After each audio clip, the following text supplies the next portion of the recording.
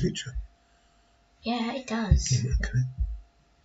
It's just your Right, stop the noise! There we go. Boom, boom, boom. We like it, right? We live. I'll turn the lights out. Right, where's my telephone? Oh, can you get my charger, Alif?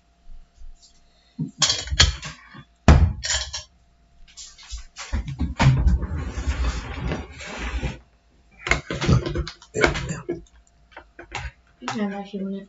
Well, you can turn that for the last hour. I know.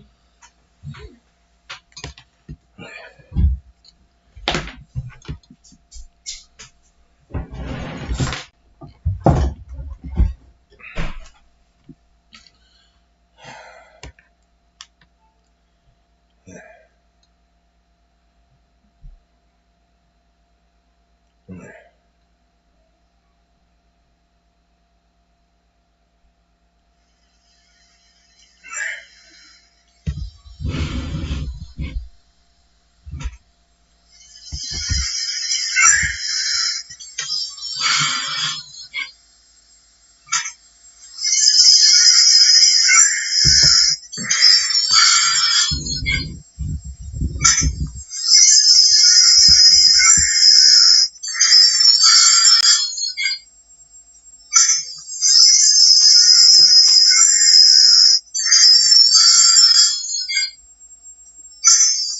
Hey, Rick. It's a strange noise. Oh. I've got to turn it down, haven't I? Strange noise. My ears. Right, hello everyone. Hello Dawn. Hello Dawn. Who else is on? Welsh blonde girl said she's coming on. That's a blinding video, isn't it, of Gemma O'Doherty on Patriotic Twins. What a powerful woman she is. She's middle class, but she's a professional journalist, and she really is a professional. She's one of the best in the movement, really. And yeah, she's Irish and everything, but I still consider her in the same movement as us. She's a nationalist. I've got some stuff here.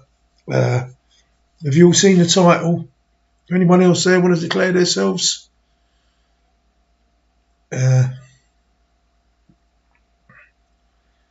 You on yet, Carrie? Is Carrie on? Dean, are you on? I've got loads tonight, and Boris ain't going to get an easy ride off of us lot. You know, all the ERGs come out in favour. I've heard Mark Francois, head of the ERG, and I haven't heard him for fucking months. He hasn't said a word. And Bill Cash, he's waiting for a knighthood. He's the chairman of the European Scrutinies Committee, but he's after a knighthood. And I'll tell you now, right? They lock us down, right, on the night before we get our freedom. And what sort of freedom is that? In Gemma O'Doherty, I mean, I always believe there is a virus, right? But whether there is or whether there isn't, it doesn't matter. It's not killing people. And I've got another video of Debbie Hicks. She went into the Royal Gloucester Hospital. I'm a bit weary about putting it up at the moment because if I put it on Patriotic Twins, I'll probably get barred for 3 months. I thought I'd get barred for 3 months putting Gemma's up. So we'll see how that one goes. And then somewhere I've got another channel I'll find to put Debbie Hicks's video up.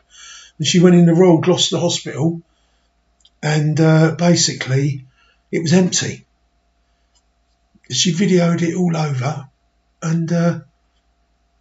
and she's told the world, there's no one in this hospital, it's a joke.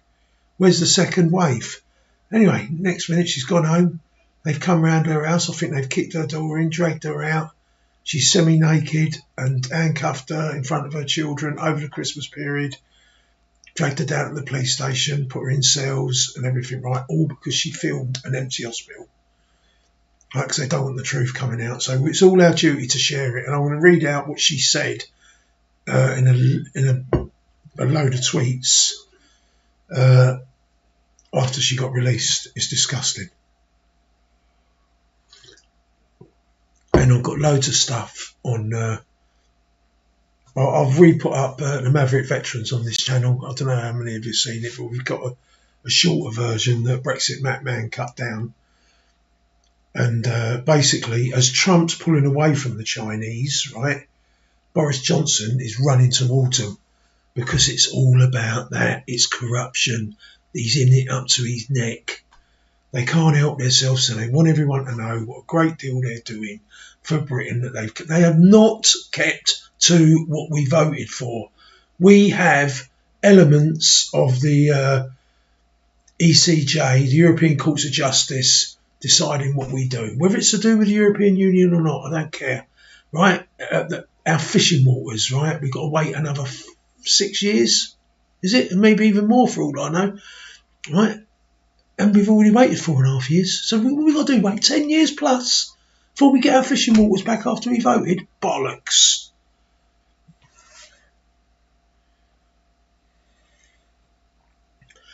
Well, there is rumours, Dawn, that they've got five strains to release, and they've only released one strain, and each one gets more and more powerful. Until in the end, they're so powerful they will kill you. So if you don't get a vaccine, you'll die. So, but let's. I don't think we're going to reach that moment, and you'll see why in this video. Right, Alif, can you get me up to the all the newspaper articles I've got? Hello, Carrie. Thanks for coming on, mate. Who else is there who wants to declare themselves? Alif! Can you get me up, please? Get me on all the newspaper articles. I've got so much stuff. I don't even know if I'll be able to do it tonight. There's so much stuff. Yeah, I want the... can you put my little picture in the background? No, because then apparently lags it. Does it lag it? Does it lag it? I don't know. Can I delete it if it does lag it? Yeah, I'll delete it for you if it lags. Right, if what we're going to do is put my picture up in the corner while I'm reading out the news articles, and if it starts going wrong, let me know, and we'll get rid of the picture. We'll get rid of the screenshot.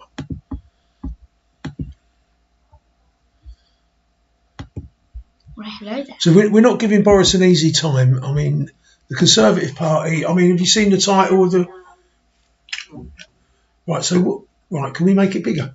You don't want it that big. No, I want it the whole screen. Yeah, it feels much more comfortable when I get the whole screen. So what do you want, the whole screen? No, this. Oh yeah, sorry.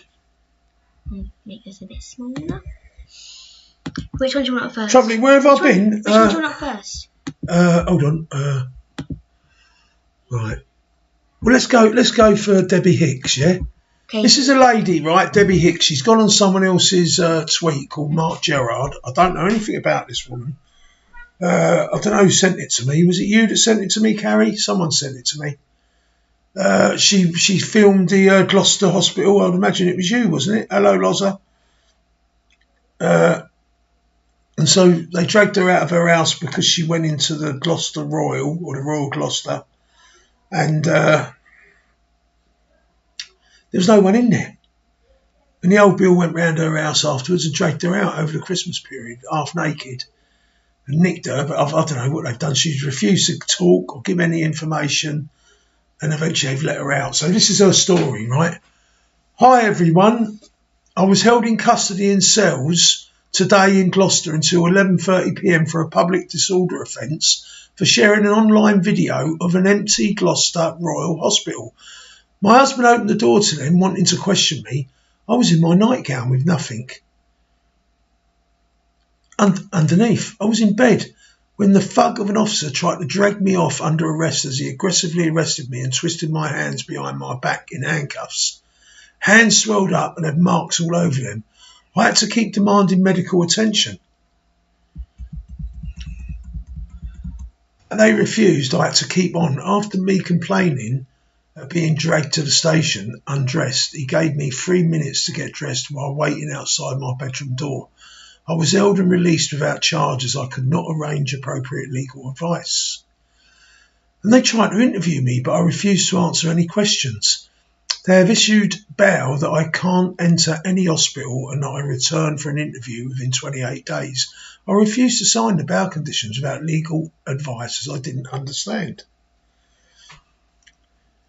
This is Boris Johnson's Conservative government, because it doesn't matter if it's Labour or Conservative. They're both voting for the. They both vote for everything, right? Because they're all communists. Wake up, world! How utterly Orwellian and Nazi to go through this for sharing a video of an empty hospital, all because it was shared over 80,000 times. They can't have the truth out there, can they? This officer barged into my home at Christmas and arrested me when I wasn't dressed in front of my family. They're now claiming they have to watch my house as I'm a risk because my address and name has been released online. Well, you know what? 77th Brigade lies here, folks, to try and stop me being active. The truth is very dangerous for the New World Order. Share, share, share. Truth matters. Debbie Hicks. So I just thought I'd mention that. I haven't put a video up yet, but I'm going to put it up on one of my channels, and if I get a strike for it, I'll get a strike, because you know what? Right. Right. Right, well, we all know what Boris Johnson's doing with China. He's running towards the Chinese Communist Party. He's got his wife, right? I forget her first name, Wheeler, QC, with the GBCC company, Chinese Care, Great Britain Chinese Care, or something it's called. It tells you in my other video. I've always forget the name of it. And they're trying to do deals all the time. If it's like Chinese batteries in British cars, that there's a bit of a dispute over whether the European Union will allow us to export into the EU British cars made with Chinese batteries. But of course, Boris's wife has arranged this, and so is Oliver Letwind, who's the vice chair of GBCC. And it's all about bringing closer business links between the Chinese Communist Party and the Conservative Party, really, because, and all the business links obviously go one way. They're all coming towards Britain. We don't get nothing out of it, right? But the Conservatives that are involved in it, they get money out of it. It's a bit like the big guy, right? Joe Biden getting James Biden, his brother, and Hunter Biden, his crackhead paedophile son, right? To go over to China and pick the money up. A bit like David Cameron getting Samantha Cameron and Samantha Cameron's mum and Samantha Cameron's brother to be the bag people for David Cameron. And while they're doing it and they're spending so much time in China, they have to learn Mandarin to bring the money back for the Cameron family. Right, this is what's happening in this country now. Our whole Conservative Party is sold out to communism, and you can see it in what they're doing. They're selling our fishermen out as I talk, but the ERG think that's okay, right? They're selling Northern Ireland out. Northern Ireland's been totally sold out. From last I heard, the DUP are not voting for it. They're very unhappy, right? They've got EU people controlling what goes in and out of their country and dictating to them. What else is there apart from the fishermen? Oh, we've got the ECJ. Don't matter what the ERG say, the ECJ make decisions about our countries, whether we can, to keep us aligned within Europe. And then we have a so-called independent arbitrary. Well, we know these people get compromised. They get bought because the EU's no different from the Chinese Communist Party. It's globalism. It's communism. And they will get these independent arbitrators and they will corrupt them. So, you know, we need to get out, and we need to get out of a no deal. We didn't want this deal. So, and then what Boris does, he locks us up because he knows people are going to go out there. Maybe some people will go out there with a Donald Trump banner. Alif, the video's gone. The picture's gone. Alif, I've got no video. You said you was going to put my video picture up. I've got no video picture. What do you mean? Well, it's gone. That's a browser. It's on there, look. It's just not, because you're on the browser, it doesn't show. Oh, right, okay, right. They're two different. So, what we've got here, right, we've got we didn't want a deal. We didn't ask for a deal. We waited 4.5 years, and the fishermen got to wait another 5 or 6 years, or what? How many years they got to wait? How many years has Northern Ireland got to vote? They got to vote in 4 years, and if they get it their way, they got to wait another 2 years. So they got to wait 6 years. So it's 10 years altogether for Northern Ireland. And this is a great deal, is it, Mr. ERG? Can you shut the door, please, and keep the noise down? I don't think so. I don't think so. Right. But of course, the Republican Party is doing exactly the same in America to Donald Trump. But I've got news for you. On Right Side Broadcasting today, they filmed live witnesses, affidavits. You get 5 years or 10 years in prison if you're caught lying on an affidavit. So it's evidence. Going in front of, what are they called now? Not senators, in Georgia, going in front of their, oh, come on, what are they called? Governors, not regulators. Anyway, these are the people that decide whether you certify, and these are Republicans, because we know that David Kemp, right, he's been bought off by the Chinese Communist Party. He's the head of all the Republican legislators. He's the head legislator. He's the governor of the Republicans legislators. And he's been bought and paid for by the Chinese Communist Party. But there's been a lot of pressure on him to decertify. Well, he's a Republican. Everybody knows Georgia's been cheated. They always vote Republican. But they got Dominion computers put in there. There's been untold evidence. But what happened was his daughter and his family, and his daughter's got a boyfriend. Can you keep the noise down? Right, Rowena! Well, anyway, basically, his daughter's boyfriend got in a car.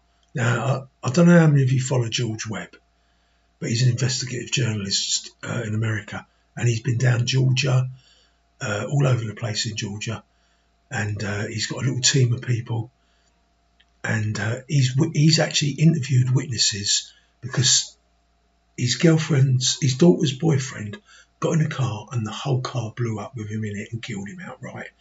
And it was so big, the explosion, that George Webb has interviewed people a couple of miles away when it happened, and they heard the noise of the explosion, right? So what they basically said is, that's your girlfriend's boyfriend, that's your daughter's boyfriend. If you pass this legislator and decertify Georgia, right, next it'd be your daughter. So his bottle's gone. He's got himself involved with people. He's got him deeper than he can handle. The whole world, including the whole of Georgia and the whole of the United States, knows he's bought and paid for a Chinese operative. He's committed treason, right? And he's on the verge of being charged for treason. And in America, treason is the death penalty. Right? So this is what Brian Kemp. But Georgia is now sat in. Oh, hold on, I ain't finished. There was a drive-by in Georgia that one of these people that have made an affidavit to go witness for Rudy Giuliani. I don't know if she's married or what, but she's a woman with 2 or 3 children. She's had a drive-by shooting where someone drove past her house and shot 5 bullets in her house, and the bullet holes are all there, right? George Webb has sent a friend, Addy. He's a native Indian, and he's a terrific lad. He's hyper intelligent. George Webb has an IQ of 170, by the way, so he's pretty much up there. And he sent Addy down there to stay with the family, and he's also going to do the forensics, see if he can dig the bullets out. 5 bullets were shot. They think there was more than one shooter, though. It was a drive-by shooting at 11 o'clock at night on Christmas night. This is when these people do it. And there was 2 or 3 children in the house. Right? And because she has signed an affidavit to go witness, because she was obviously one of the ballot counters in Georgia, in one of the counties. So anyway, Right Side Broadcasting done a live thing today where all these people that signed affidavits come and gave witness. It's all on Right Side Broadcasting to all the legislators, but Brian Kemp wasn't there. And it seems now that all the legislators have voted for Trump. So things are really starting to move, because I believe that Nevada has flipped. When I say flipped, it hasn't gone for Biden. We saw Nevada. That was also live on Right Side Broadcasting Network. They got locked out of the building, so they set up a table and done their own meeting outside the table. In Michigan, they got locked out, and I think a few days later, they also went for Trump. So I think that's 3 of the 7 battle states where it's uncertifiable for Biden. So, I mean, they might have enough now to stop Biden getting 270 electoral college points, which is what he needs to be the president. And if he doesn't get it, then Pence is going to have to, because Pence now is confirmed. Pence is flipped. We believe that. Well, I've always believed. I heard he was a paedophile, and he comes across as an evangelical Christian. But I've heard from someone else that's told me that he secretly goes to Roman Catholic churches. I don't know why. That's not a problem that he goes to. But maybe he's a Jesuit. He's a secret Jesuit. I don't know. But he comes across. He wants everyone to think he's an evangelical, and he's become the vice president. And all the time he secretly spins off to Roman Catholic churches, which isn't a problem. There's loads of Roman Catholics that are patriots. But he doesn't want anyone to know that. And now he refused to decertify all the battle states on the 23rd of December. And this has put everything into, like, we look like we was going to have a civil war. Well, I know what the lorry load that came in on an aeroplane, Carrie. Is that what you're talking about? I know there's an aeroplane full of votes from Korea, full of ballots. Well, God knows how many you get on a plane, and probably that's what Carrie's on about here. Did you see all the extra votes in Pennsylvania? But let's get now. Mitch McConnell, he's also corrupt. He's the head of the Republican Party. So let's get it straight here, right? The Republican Party, equivalent to the Conservative Party in America, they are total swamp creatures, the whole lot of them, right? And they're now being forced to support Donald Trump. They hate Donald Trump because he's stopping their little games. He's stopping their little... McConnell's asking everyone to accept that Biden's won and we'll win next time. Oh, no, you're not going to win next time because they've got Dominion computers. No one's ever going to win again if you don't stop it now, right? So... Pence is going to Israel. Oh, he's cancelled the trip. Well, maybe Pence has realised. You know, maybe. And it's funny that it's Israel. Isn't it funny? And it's Israel he's going to. All the good work that Donald Trump has done for Israel. Is this how they're going to repay him back? By letting Pence... Seriously, keep the noise down! Right, so let's go and see what Mitch McConnell's had to say.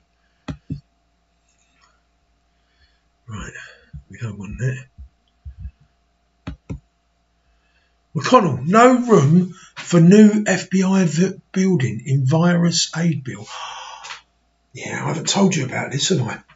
A lot of this is linked. Jesus Jones. Doing over where? Jesus Jones.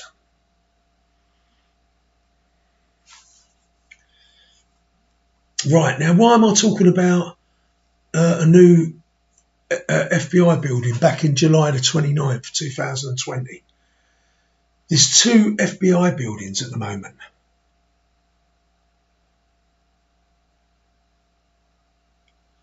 To be a stamp. Oh, is it froze? Is it freezing up?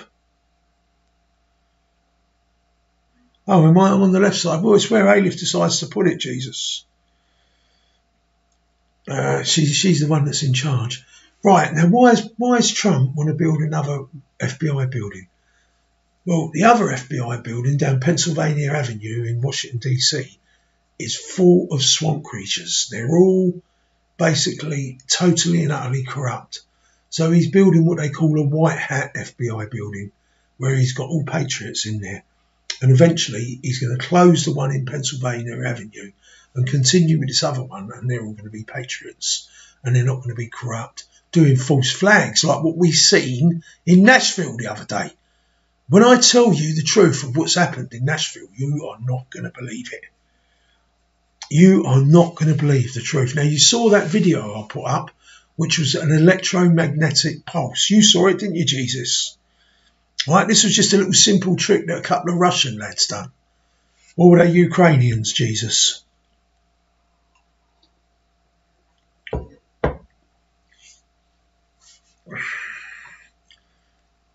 So what happened is, right, someone took a picture of it. I can't get the picture, right, of the actual explosion. And they managed to break it down into frames.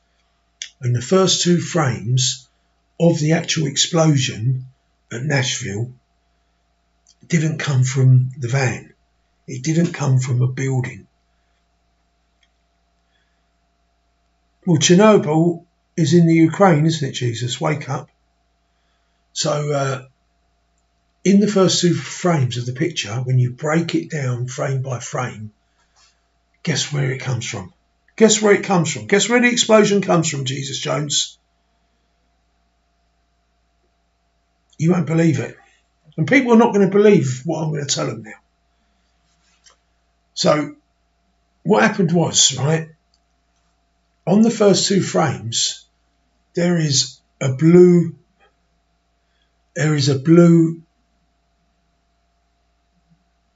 bolt coming from the sky.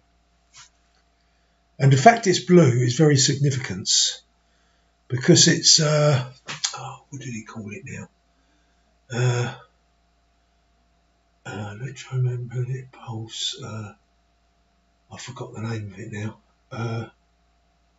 Fucking hell. All the things I'm doing, I forgot the name of it. Well, anyway, the fact that it's blue, it's basically, it's been fired. I'm going to show you a video, right, of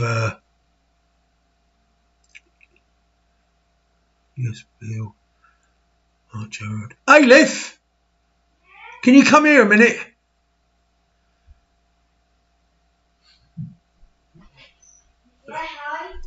You've got 1, 2, 3, 4, 5, 6, 7, 8, 9.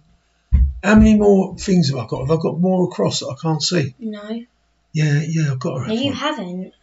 Oh, for fuck's sake. What about? No, hold on. Don't work away. There's one that says it's come from a satellite. It's come from a Chinese satellite. Pulse. No. Jesus Jones has got it. It's a pulse. And it's come from, and these are called killer satellites. Did we put that one up? You never told me that. Right, hold it. I've got it here. I sent it to you. I never found it. Right. You know, you just send it to me. Right, hold on. Don't walk away. I know.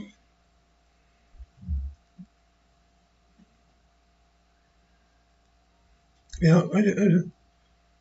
Here it is there.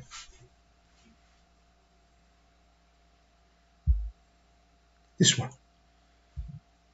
Right, can you put it up for me? Right, so I want this video up, right? Right, we have to go out because Alif hasn't put this video out. It's very important. It is a pulse.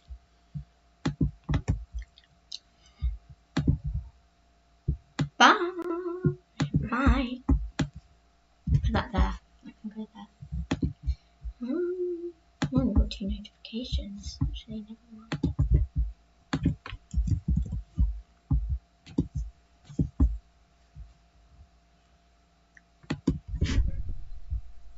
You got it? Not yet. 1958. There we go. I found it. Right, that's right. We're back. I need to delete. Right, we'll put that video up first then, right? We'll Wait, put that I just need video to up delete first. this camera. We won't watch Mitch McConnell, what he has to say about the FBI. because we'll have to do this one with the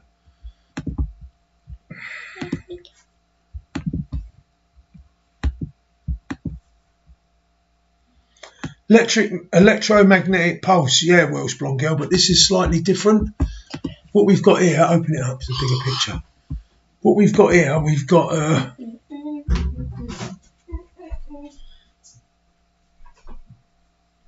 what we've got here. Aleph, I've lost the video.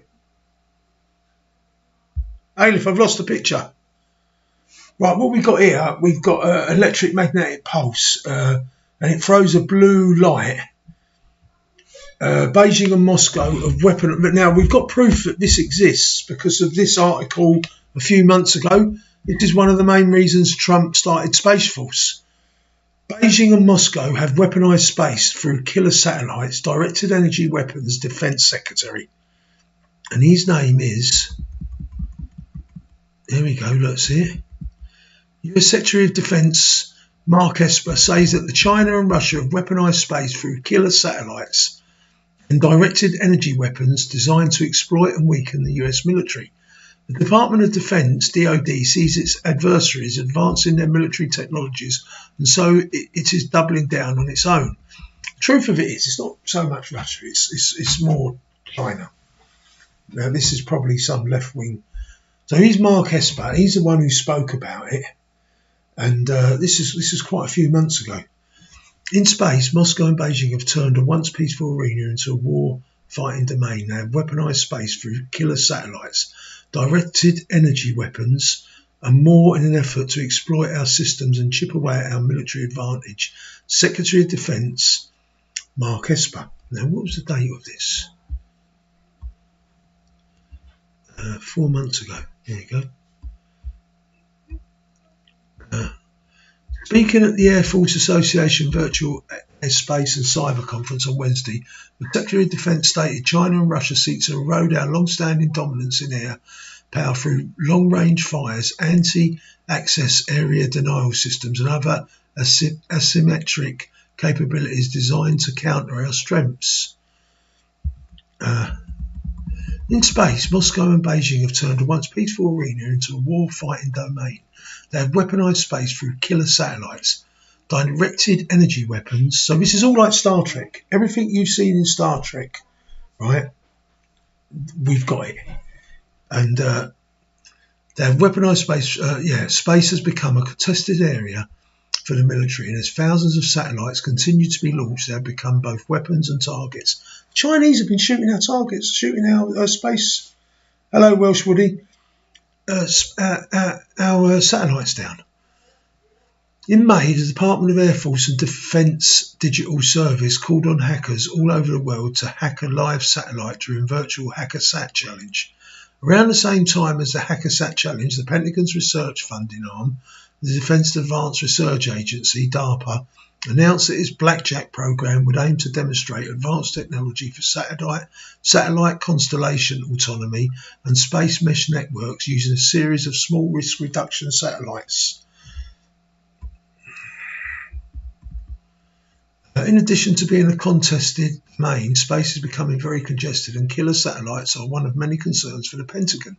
We are advancing critical technologies to maintain our military edge in areas such as hypersonic weapons, directed energy, and autonomous systems. Secretary of Defense Mark Esper. So this is truth. This is not me making it up, right? So I had to get this story to show you. Secretary of Defense Esper said the Pentagon was investing heavily into technologies that would give it a military advantage in space. Now, thanks to our largest research and development budget in the department's history, we are advancing critical technologies to maintain our military edge in areas such as hypersonic weapons, directed energy, and autonomous systems, Esper said.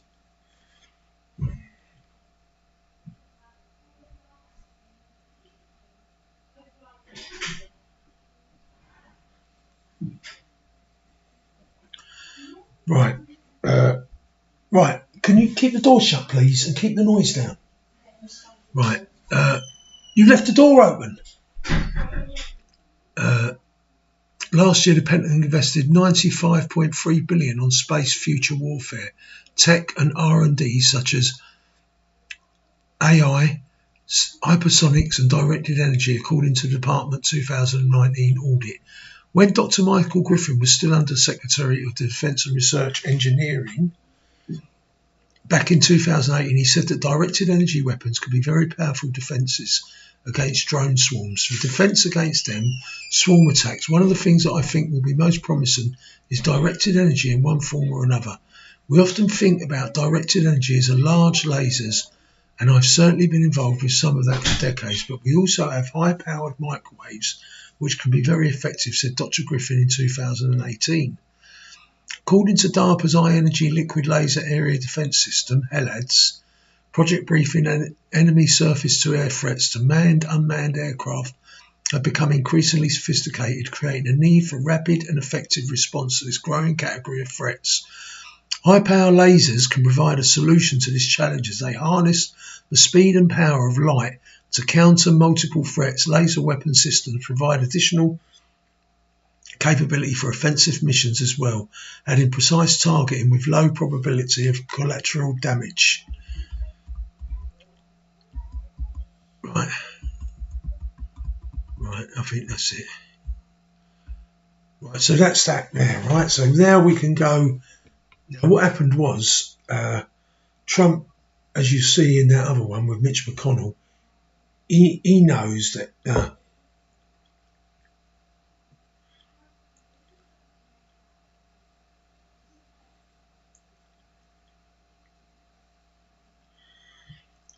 oh, you think the White Hats destroyed the RV using satellite technology? I think it's the opposite, Trump Lee. I think the guy in the RV was a patsy. That's what we believe. We believe he's a patsy. He might have even been drugged so that he couldn't get out of the RV. And he's had a license to make it to obtain explosives. That license to obtain explosives, right, had run out years ago. But the fact he's had a license in his history, in his past, made him fit the narrative for what they wanted to do.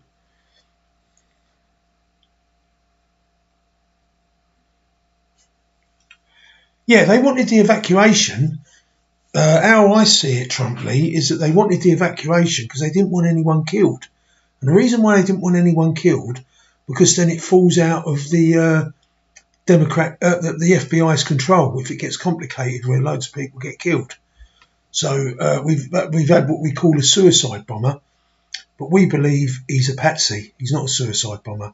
We believe that it wasn't satellite technology from Trump's satellites. We believe it was the Chinese communists that destroyed it.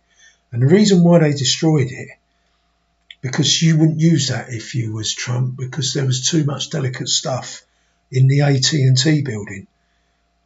And it's that very technology of a pulse. What did you call it, Jesus? You called it a pulse.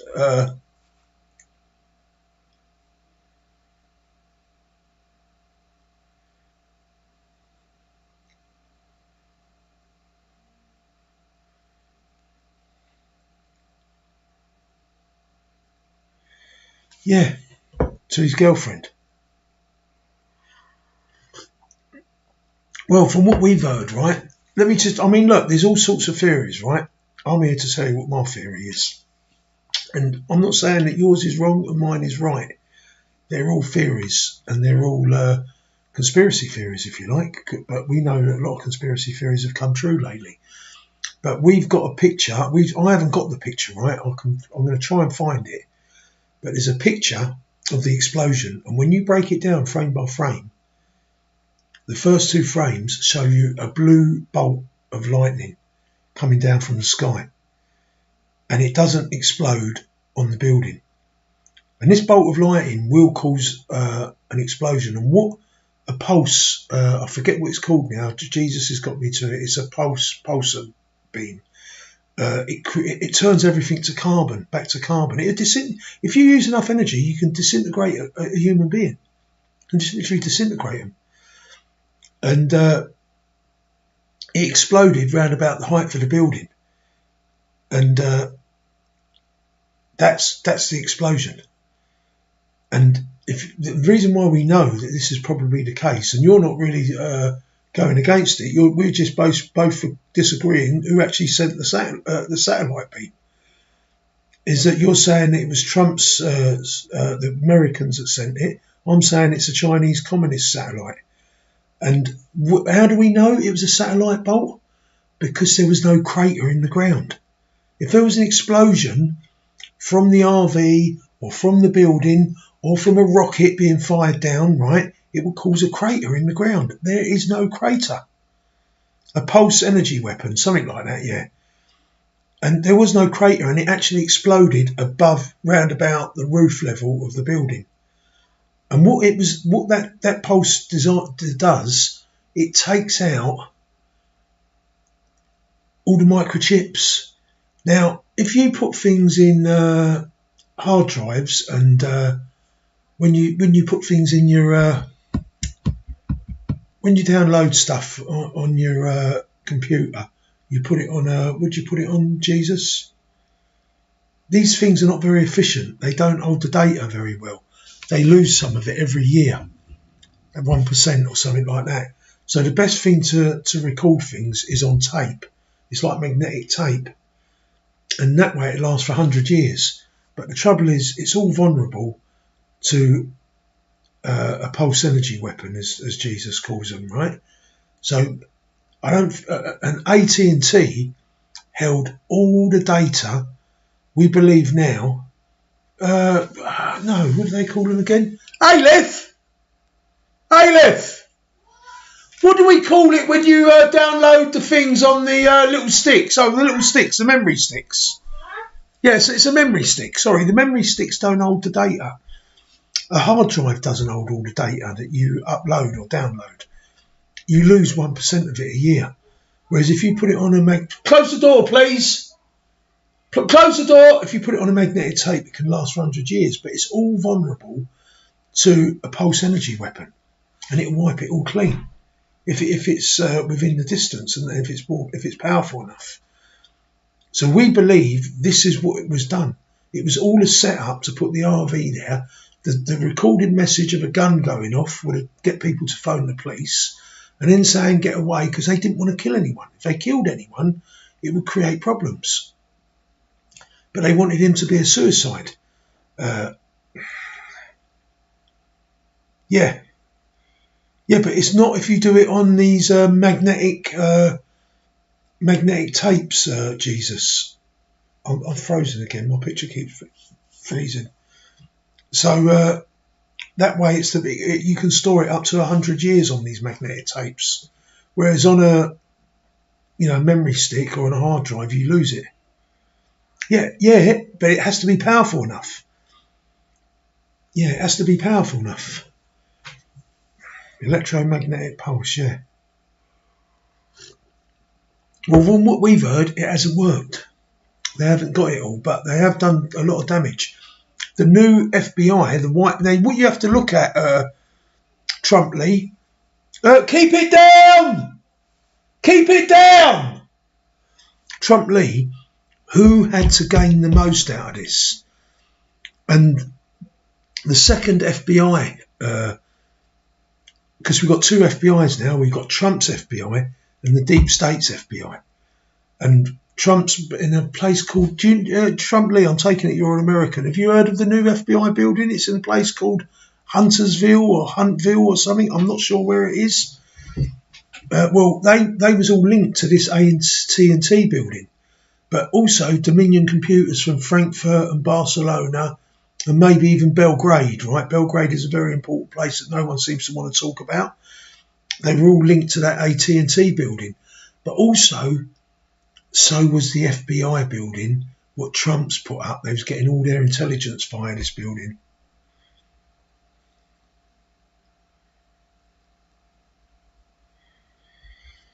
Right, whose side's Taylor Swift on?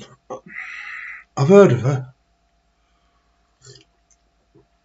Anyway, basically, it seems that the White Hat's FBI, Trump's FBI, are now being cut off because of this explosion. So it seems that Democrats have gained most by this, and this points to that it's the and the reason why the Chinese would do this, because there is the AT&T building. This is what people don't understand. This was getting information from Frankfurt, from Barcelona, and probably from Belgrade. Right, these are all the places where Dominion computers have a history, and we know what happened in the Frankfurt building. So they wanted to destroy all that information to stop it coming in the hands of Trump. Well, we've got news that they didn't destroy it all, and they'd already downloaded it into another server, into other buildings. So they've probably lost out. But the only people, because the deep state haven't got that technology because they're not the president. So they had to go to their friends, the Chinese Communist Party, who are the ones invested in Trump losing this election. And they didn't want Trump to get all the information. So it's them that sent the bolt down. And it exploded above the vehicle. And the sort of explosion it does is the sort of explosion you would expect. And it turns everything to carbon. Everything's made of carbon. What's it all made of, Jesus? They reckon with these bolts, if you've got enough energy, you can go to a landfill site where it's all full of landfill rubbish, and you could strike these lightning bolts, these blue pulse, what are they called again? Electric magnetic pulses, and it can destroy all your food, all your waste in a landfill dump, and turn it all into carbon and into all the basic bits of what it's made of, mostly carbon. And you could use it again to recycle it, rather than let it rot down, take plastic a million years. Some plastic can never fucking break down. And the whole lot of it can be turned into carbon if you can hit it with a big enough bolt. The reason why they don't do it is because it's too expensive. You need a lot of energy to do that. Maybe some sort of nuclear. Maybe these satellites have got nuclear, a bit like a nuclear submarine. If you can have a satellite with a nuclear, maybe it can give a lot more energy out and then do a lot of damage. So let's go now to McConnell talking about, because this is the talk that Trump was after a new FBI building. I think this is the building on Pennsylvania Avenue, the old one. Whether this is the new one or not, I don't think it is. McConnell, no room for new FBI building in virus aid bill. Now, McConnell's a swamp creature. He doesn't want a new FBI building because he's in the old Powers Act with the Democrats, right? And he wants the status quo to remain with the crooked FBI because he's a swamp creature. So he's going, no room for new FBI building in virus aid bill. Washington, the Senate's top Republican said Tuesday that he opposes a push for President Donald Trump. Now, this is the guy who's meant to be a Republican, and he's the head of the Senate, right? And he opposes a push by President Donald Trump to include nearly $1.8 billion in a new coronavirus aid package to rebuild the FBI headquarters on its current site in downtown Washington. Senate Majority Leader Mitch McConnell told reporters he opposes inclusion of the FBI money and all other measures not related to the government's response to the virus. He's taking the moral high ground here, but he doesn't want Trump messing about with the FBI. Trump eventually takes the building and goes somewhere else, which I think is in Huntersville. Yeah, we're all basically carbon, aren't we, Jesus? When we get to the end of the process, I would hope all of the non-COVID related measures are out, McConnell said, no matter what bills they are in at the start. McConnell's comments came after Democrats accused Trump of self-dealing with his push on the FBI building, which sits across the street from a downtown hotel that Trump owns on Pennsylvania Avenue, blocks from the White House. The Trump International Hotel could face competition if the FBI moves from the site and another hotel is developed on the property. Before running for office, Trump expressed interest in redeveloping the FBI property himself. And he has taken a strong personal interest in the effort to rebuild the headquarters. See, they're trying to make out Trump's interested in not having a rival hotel across the road from where his hotel is. This is not the case. The case is the FBI are absolutely, I mean, they're the ones that have probably instigated this explosion. If it is the Chinese Communist Party, they've manoeuvred, they've done the dealings on the ground with the RV and the patsy in the RV, and then other members of the deep state have got the Chinese Communist Party to send some sort of bloody electrical pulse down. You couldn't make it up. This is what the FBI are really like. Before running for office, Trump expressed interest in redeveloping the FBI property himself, and he has taken a strong personal interest in the effort to rebuild the headquarters. They don't have money for food stamps, but they have money for an FBI building, just so that they can diminish competition for the president's hotel. House Speaker Nancy Pelosi said Monday night, they definitely don't want no one messing about with the FBI, right? Because they know that Trump's got an ulterior motive. He wants to get rid of the swamp creatures. More than 150,000 Americans have died from coronavirus. Millions are unemployed. And Mitch McConnell and Donald Trump are more concerned about protecting Trump Hotel. That is shameful. Republican Jerry Connolly, Democrat for Virginia, also said Monday. The White House defended the spending request as President Trump had said. The FBI desperately needs a new building. This measure provides critical funding for this project that would keep the building responsible near the Department of Justice. Spokesman Judd Deere said Tuesday. Senate Appropriations Committee Chair Richard Shelby said the administration requested money for the FBI building, adding the reason is it is needed. Shelby, an Alabama Republican, acknowledged that the plan might have trouble getting through Congress. Some of the Virginia people want to build in Virginia, and Maryland Democrats want the new FBI building built there. He said Tuesday before McConnell spoke, citing an earlier failed proposal to move the FBI building from downtown Washington.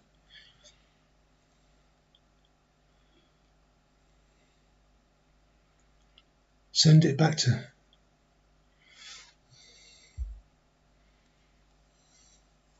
What's the 26th Welsh Blonde Girl?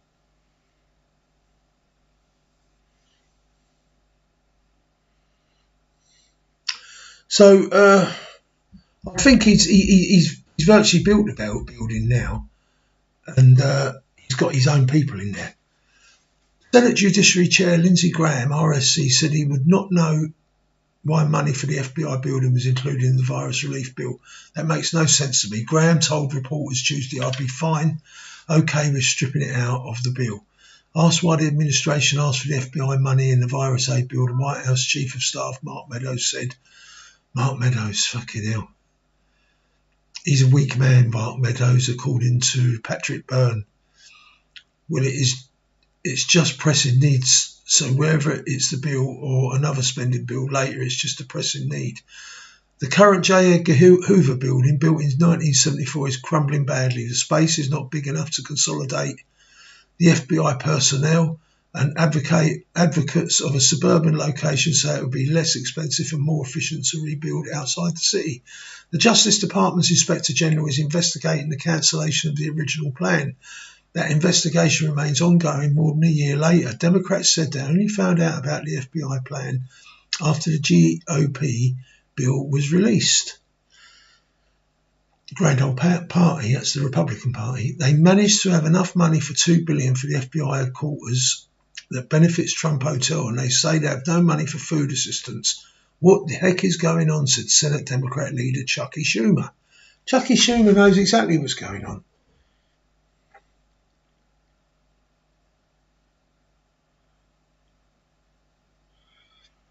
Trump was always going to release. What is it? Send it back to the 26th.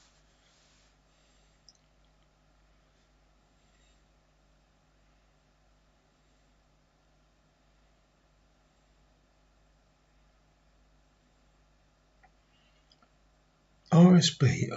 Oh, right side Brodsky, they're saying that Pence will send it back to the 26th. Right. I don't understand what the 26th is.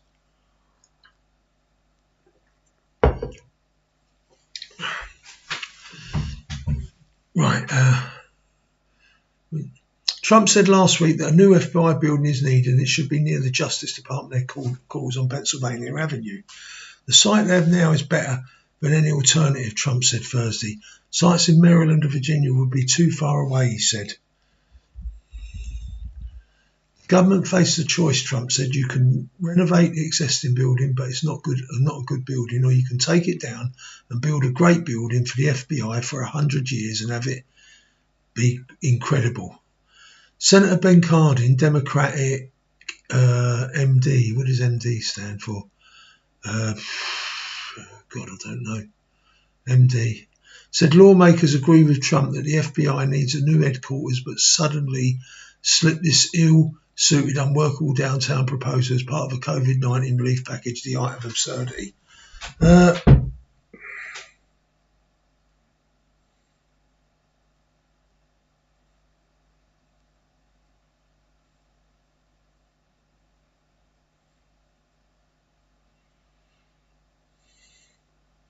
Who are you two talking about?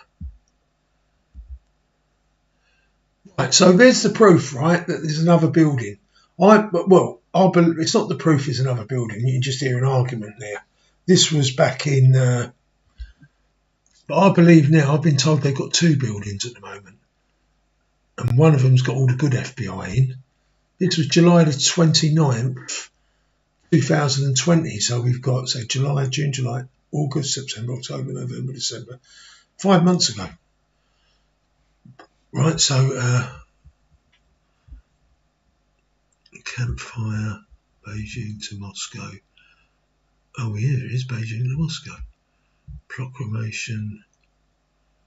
Oh, right, we won't do that.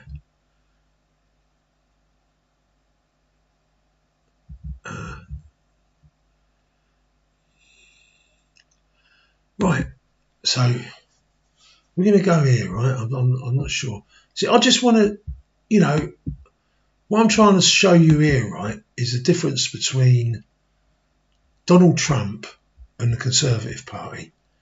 The Conservative Party are running towards the Chinese Communist Party, right? And they're locking us down, whereas Donald Trump wants to open us up and he's pushing the Chinese Communist Party as far away as possible because US hands tied on Huawei ending CCP's 5G master plan, December the 29th, 2020. This is a relative story. A monitor displays the Huawei logo behind Secretary of State Mike Pompeo during a news conference at the State Department in Washington on July the 15th, 2020. Yeah, well, things have changed since then.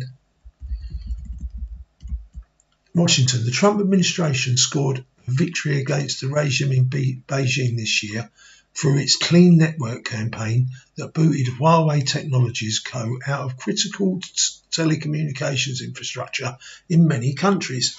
And what they had to do to get Boris Johnson to drop it, I mean, it was unbelievable. He knew he shouldn't have done it, and then he was told by America and Australia after he accepted Huawei into our building our 5G, after he was told not to do it, that he won't get a trade deal with America or Australia if he does that. And we'll be out of the Five Eyes. They won't share any military information because we can't trust the Chinese. And it was only at that point that Boris realised he couldn't win this because he wasn't just fighting the Americans, he was fighting the Australians as well, and he had to back down and get rid of Huawei. He was like dragged kicking and screaming away from it.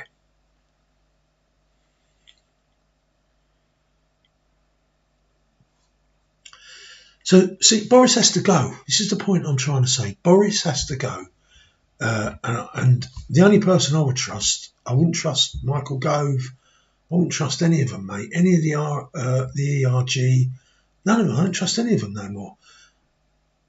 But IDS might be able to save the party. He's the only one that saved the party. All we're going to have to, the whole lot's going to be destroyed when Trump comes out and tells everyone of the corruption that's been going on in the Republican Party and how they fixed the vote, because no one knows who watches mainstream TV the truth. And that's the vast majority of people in this country. Oh, well done with me, Marley. I hope you had about 30 of them round.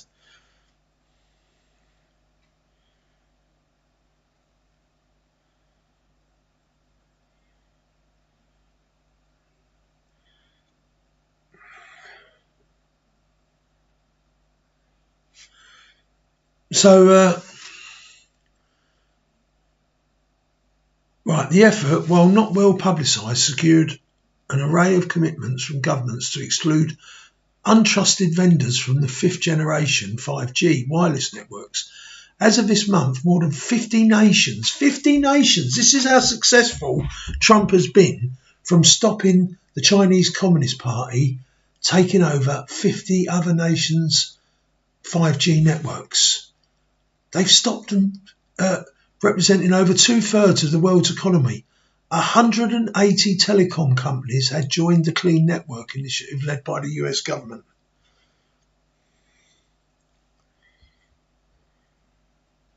Where are you based, Marley? The alliance includes 26 of the 27 EU member states, as well as technologically advanced countries such as Japan, Israel, Australia, Singapore, Taiwan, Canada, New Zealand, and India.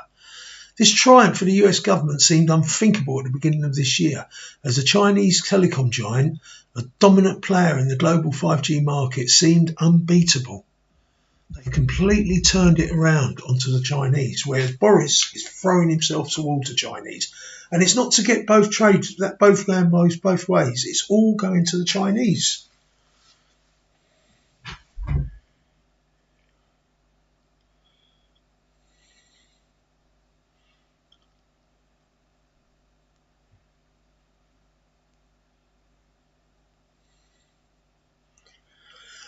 Right, okay.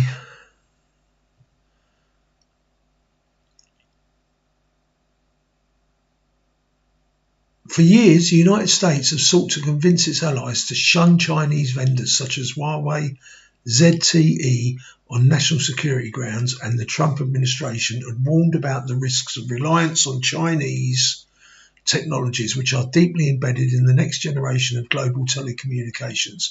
But those efforts have failed to check Huawei. In February, Huawei announced that it had 91 commercial 5G contracts outside of China, with 47 of the contracts in Europe and 20 in Asia. In January, for example, the UK declared that it would allow Huawei to supply 5G equipment, sparking tensions between London and Washington and Australia.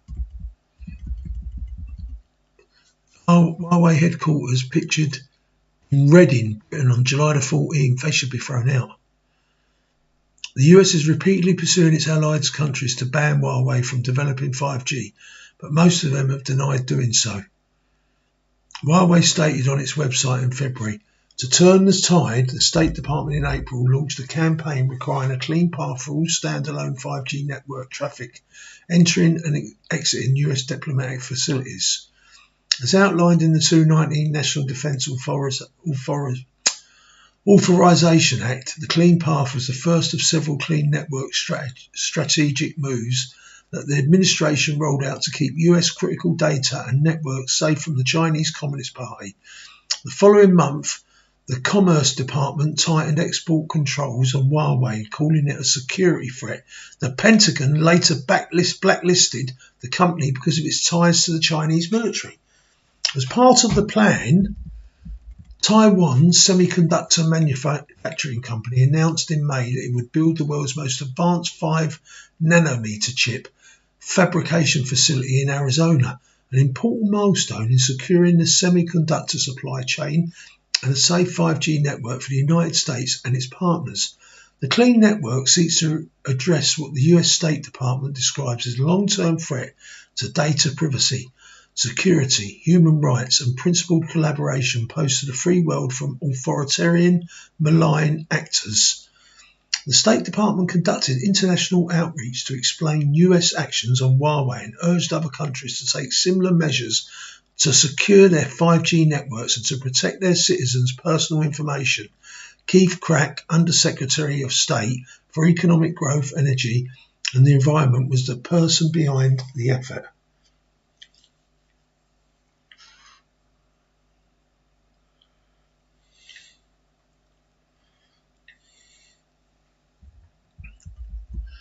A former businessman and Silicon Valley veteran, Brack, coined the term Clean Network and led the initiative to take away Huawei's momentum by unifying allies, and within a few months the network garnered overwhelming international support. Today, the vast majority of EU, NATO and OECD members embrace the Clean Network programme. The Clean Network's momentum turned the tide on Huawei and the CCP's 5G master plan, Crack told the Epoch Times. It proves that China Inc. is beatable, and in the process incorporation, isn't it, is beatable, and in the process we expose their biggest weakness, its lack of trust. Backbone of surveillance state. The biggest weakness of the Chinese companies such as Huawei is that nobody trusts them. According to Crack, and this trust issue has become a strategic tool for the US government. Since China passed the National Intelligence Act in June 2017, all Chinese citizens and companies have been legally obliged to turn over any information or data to the communist regime upon request. Huawei is the backbone of the CCP surveillance state, according to Crack, and for years the regime has strong armed governments around the world to purchase its 5G infrastructure and services. US Undersecretary for Economic Affairs Keith Crack speaks during a meeting on Clean Network in Brazil on November 11, 2020. That's the £800 elephant in the room, Crack says.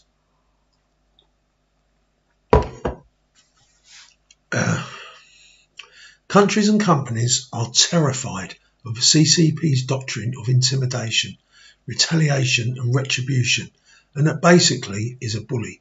When you confront a bully, they back down, and they really back down if you have your friends by your side, he said. The growing coalition is a security blanket for countries and telecom operators to guard against Beijing's retaliation. Following the US government's campaign, Huawei's deals outside of China fell to probably a dozen from 91, according to Crack. So far, 27 of the 30 NATO and 31 of the 37 OECD members have joined the Clean Network. It's a major win for the Trump administration. The UK announced in July its plans to ban Huawei from future 5G networks, reversing its January decision. The mobile providers in the country will be barred from buying new Huawei equipment after December the 31st.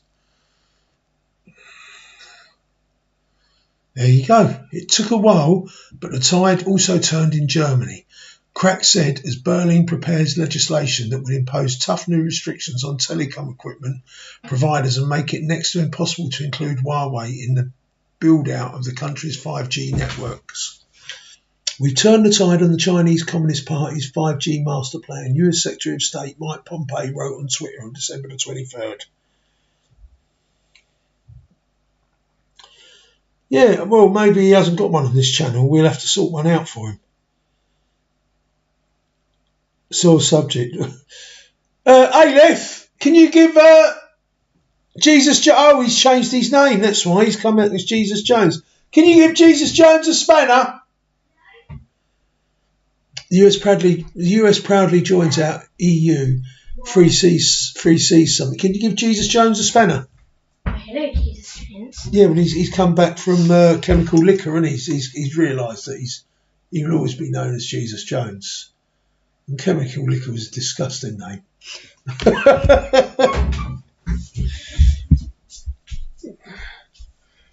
Right, say something, Jesus Jones, so you can see your spanner. Not that fake one that Mimar's got.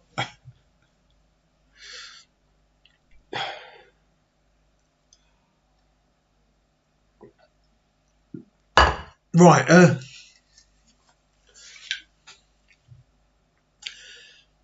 the US proudly joins our EU Free Seas Summit.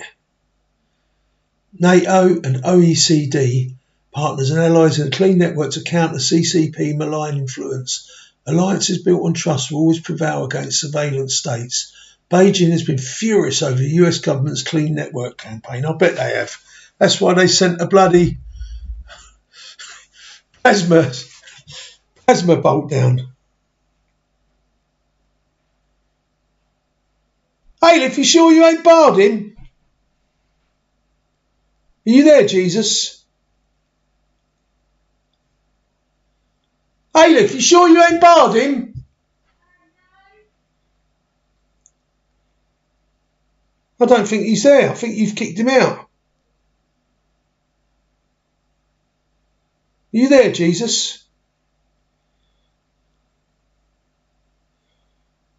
Oh, chemical liquor got banned.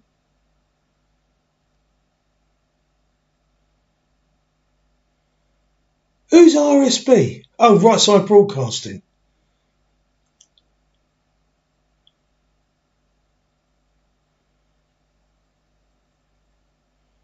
They're probably having prayers that Bill Gates gets struck down by God, Welsh blonde girl.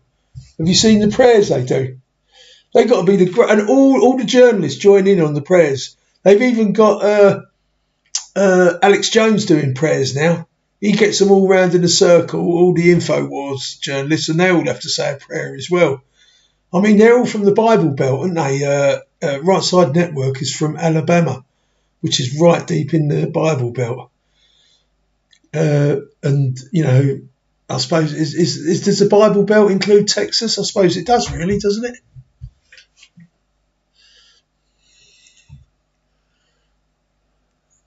In September, the China Daily newspaper, which is owned by the CCP, criticised Pompey for declaring victory against the Chinese regime. But they can't stand it, can they? They can't stand the shame of it all. They mustn't lose face, the Chinese. The Orientals don't like to lose face. The bid to strangle...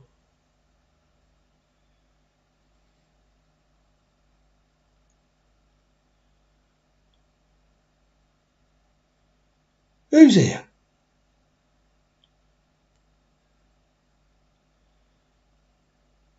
Bill Gates is the walking dead man.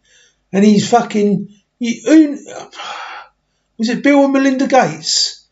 That's not a bird. That's a geezer. Have you seen Melinda Gates? It's a geezer. Just like fucking Michael Obama. And that other Turkish geezer who was working on warp speed vaccine. He made all these for GlaxoSmithKline. He's like supposed to be the genius that makes vaccines and all that. Have you seen his wife? It's the biggest geezer of all of them. They're all married to geezers. In September, the China Daily newspaper, owned by the in a bid to strangle Huawei, shows a ruthless method. Yeah, it's all falling apart. Yeah, it's all Bible Belt. So Alex Jones, they've been a real breath of fresh air, Right Side Broadcasting Network.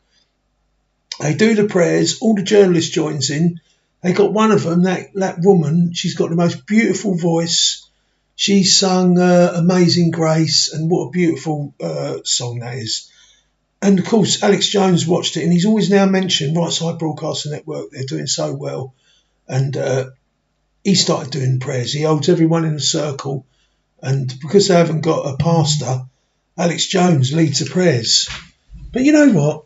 It's really good. I mean, he is a nutter, Alex Jones. But to be honest with you, anyone who takes the communists on, you have to be a nutter. I'm a fucking nutter. You know what I mean? Fucking what I've done, it wasn't really... A sane person wouldn't do it. You got to be half fucking mad to go out with 4 kids and take on these fucking wankers. But I'm not that fucking mad because I've stayed away during these lockdowns. I daren't go out with the 4 kids. The way they've been nicking everyone. I'm on about the way the communist police have been playing up the fucking Stasi. It's unbelievable. But there will be people coming out tomorrow night. I fucking feel it in my bones. Who are not going to take this shit? We voted to be free, right? And at 1 minute past 11 tomorrow night, right, we're free. And we're not allowed to go out and celebrate. What sort of freedom is it when you're all fucking banged up in tier 4 for a fucking flu virus? No one died of the flu last winter. And now they're trying to kill us all with the vaccines. They're fucked, the Conservatives. They're finished.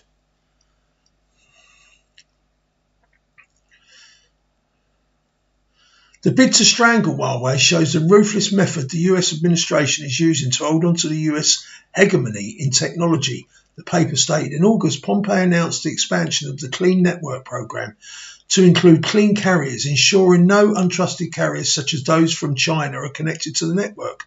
Clean apps, app stores, clean cloud servicing. This is all opposite to what Boris Johnson and the Conservatives are doing, because they're all fucking swamp creatures.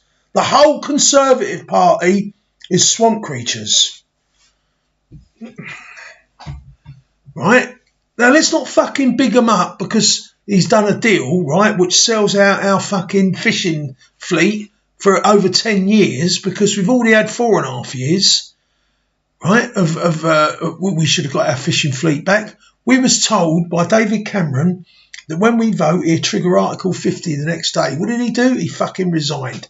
And what did they do? They put fucking treasonous May in there and fucking threw it about for 3 years while they worked out what to do. And what did they work out what to do?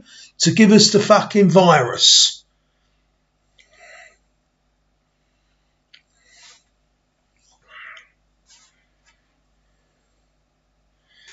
And then they stick in Boris Johnson that says he'll give it to us. Well, the ERG have come out and they've said he has given it to us.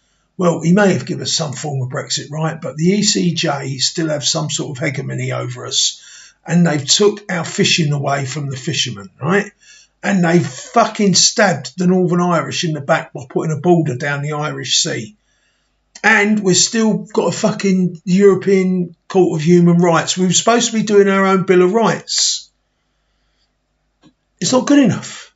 And if Nigel Farage launches a party, right, to challenge the Conservatives and splits the vote, and Keir Starmer gets in, right, that means that Keir Starmer will take us back into the Euro and to the European Union. So what Boris is saying is you can't have another party, Nigel Farage, because you'll split the vote and let the Labour in, and then they'll take us into Europe. Bollocks! We're not going back into Europe, and everyone's got a right. So he's having like a two-party state. We don't want a two-party state. We don't want to vote for you anymore.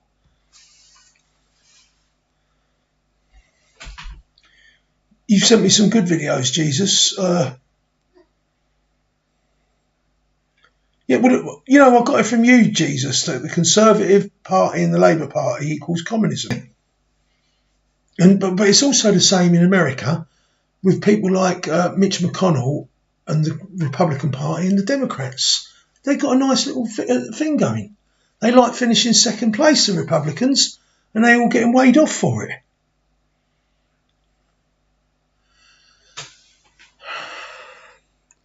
Right, so look what Trump's doing. In September, the China Daily newspaper, which is owned by the CCP... Oh, right. In August, Pompeo announced the expansion of the Clean Network program to include clean carriers, ensuring no untrusted carriers, such as those from China, are connected to the network. Clean apps and app stores, clean cloud services protecting Americans' data, and clean cable, ensuring underwater cables connecting the United States and global internet are protected. As part of the effort, President Donald Trump signed in August 2 executive orders to address the threats posed by Chinese-owned popular mobile apps, TikTok and WeChat. So don't use them. We shouldn't be using them.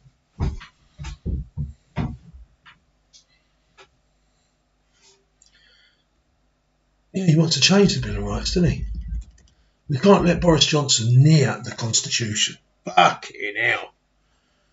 Clean Network has also added a number of industry leaders as clean companies, including Oracle, HP, NEC, Fujitsu and Cisco. Bringing in clean companies to the coalition was a strategic aspect of expanding the value proposition, according to Crack. These clean companies need to be able to trust the 5G networks in the country in order to invest or expand their operations. If they can't, they will look elsewhere. Announcing that you're a clean country is going to send a great signal to the US private sector, and this is a good place to invest. And we need to clean our country up.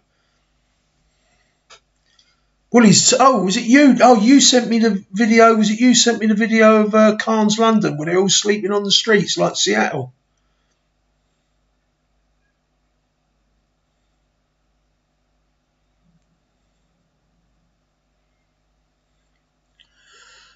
Right.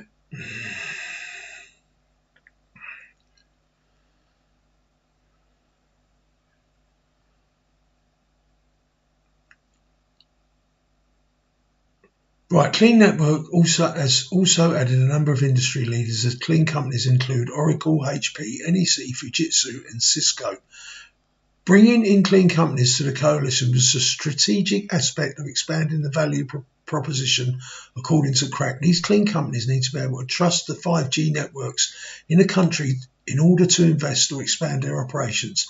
If they can't, they will look elsewhere. Announcing that you're a clean country is going to send a great signal to the US private sector that this is a good place to invest. Crack defines the 5G effort as a beachhead in a wider economic battle against the CCP. He believes the alliance of democracies is the golden key as it lays the groundwork for many other areas such as clean currency, clean data and clean Internet of Things.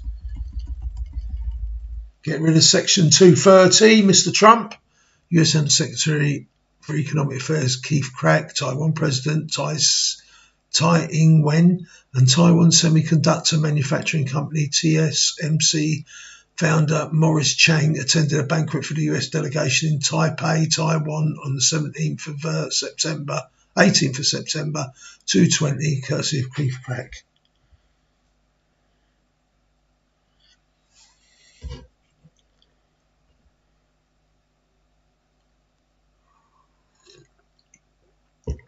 Transatlantic Alliance.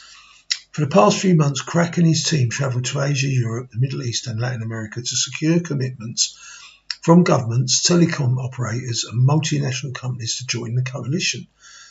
The integration of the EU 5G Clean Toolbox as part of the Clean Network during his visit to Europe in late September marks a turning point for the US government.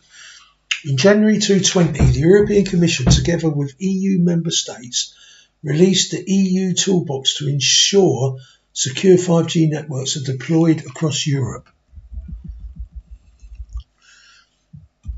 On the 30th of September, EU Commissioner Thierry Breton and Crack issued a joint statement highlighting their commitment to shared principles on 5G security. They also announced the synergies between the Clean Network and EU Toolbox, so any country that implements the EU Toolbox will be considered as part of the Clean Network.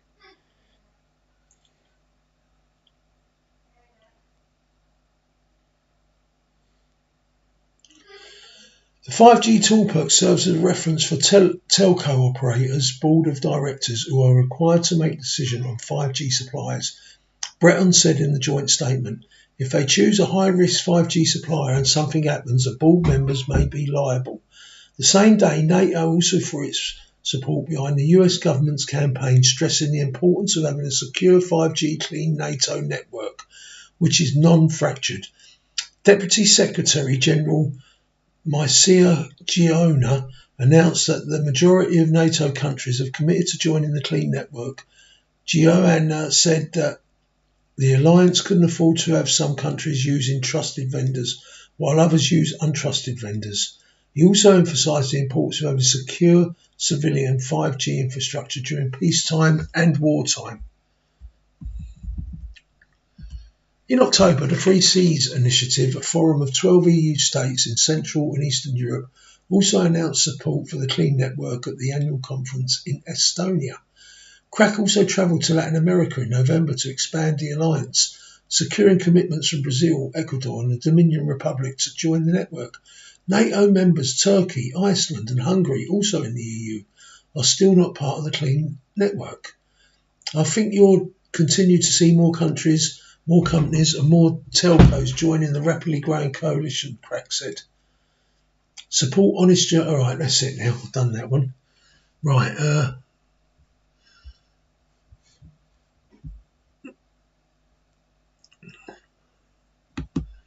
Right, now this is more work that the Americans are doing, that Boris Johnson's doing the opposite. Right, what's going on here?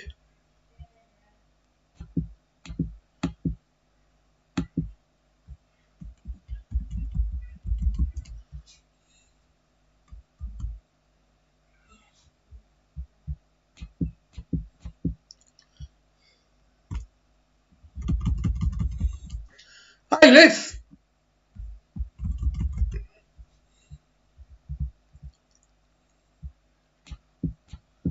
And he moves a little bit and it's stuck. Bailiff! That shouldn't be happening. Let's get it out a minute. Let's just right,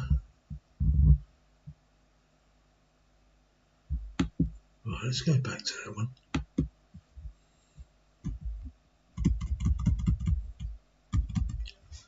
Okay, now that one goes down, well, that one moves. Why don't that one move?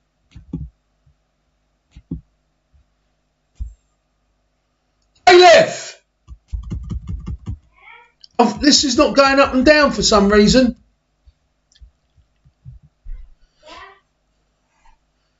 This look, if I do this one,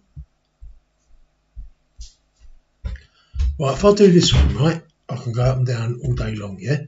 Right, I'll go on this one.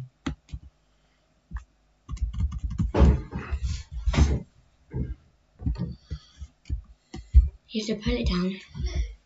Right, okay. Just double tap it and pull. Right, okay. Right, US bill to delist Chinese companies from stock exchanges passes in the House of Representatives. So, the holding foreign. Where's Boris Johnson doing this?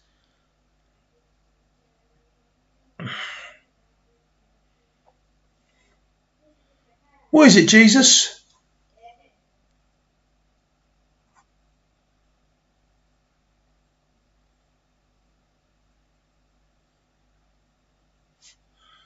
And Boris Johnson's part of that communist New World Order. Boris Johnson is bankrupting this country and we'll have to go back into the EU in 5 years' time. Because we'll be bankrupt if he keeps doing these lockdowns. And he's paying Rishi, the Chancellor, to lock us down until... I mean, how does he know the virus is going to be here till bloody the end of April? He don't care about that. He's out to bankrupt us. That's what he's doing. That's why we have to get rid of him. Let's not get carried away by this fucking fake Brexit that we've got. Right? We fucking wake up to these wankers. We've had enough of them. We don't want you anymore. We don't want the Tories. We want Trump. We want our own Trump.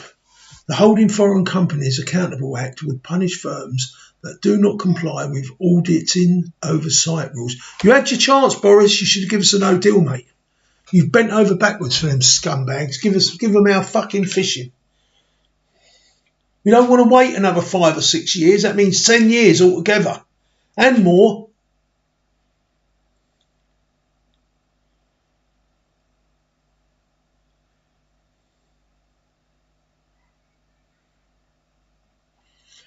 The legislation now moves US President Donald Trump's desk for his signature, though he has not indicated whether he will sign it into law. No, that's now it's going.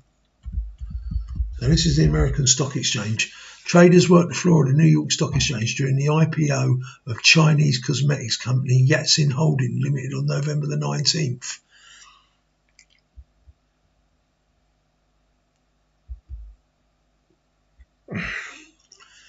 This legislation aimed at removing Chinese companies from the US stock exchanges for not complying with auditing oversight rules passed with a voice vote in the House of Representatives on Wednesday. Do you think Joe Biden would do that, or Boris Johnson? It now moves to President Donald Trump, who has not indicated whether he will sign it into law.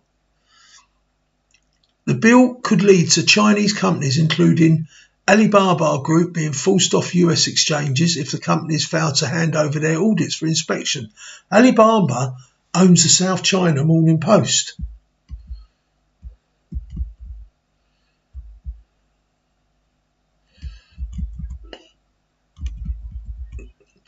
China strikes triumphal note over economic recovery as it looks to cut reliance on US technology. Central Economic Work Conference ends with focus on country's history making recovery from COVID-19 and plans to boost self-reliance. China's ongoing reliance on US technology is one of the main areas of weakness policymakers are trying to address. China is looking to develop its own semiconductor industry as part of the drive for self-reliance. An economic planning meeting involving... I thought this was all about...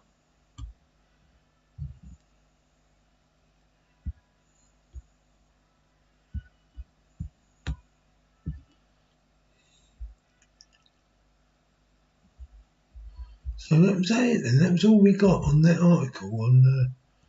right, the stock exchange, right.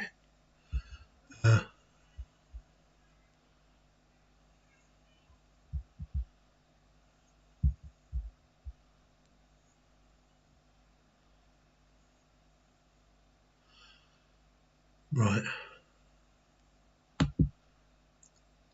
Right, now we've already had the killer satellites. Does that look like a bit of a pentagon? Oh, God, what's happened here? Does that look like a pentagon shape? This is the Amazon jungle, right? Why would... the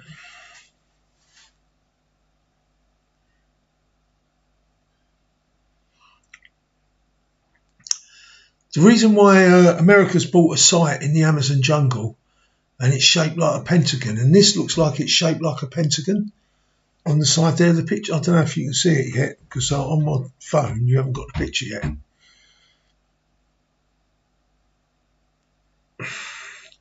So what it is, it's supposed to be much more... if you launch a rocket, it's best to launch it on the equator, because the Earth moves faster on the equator.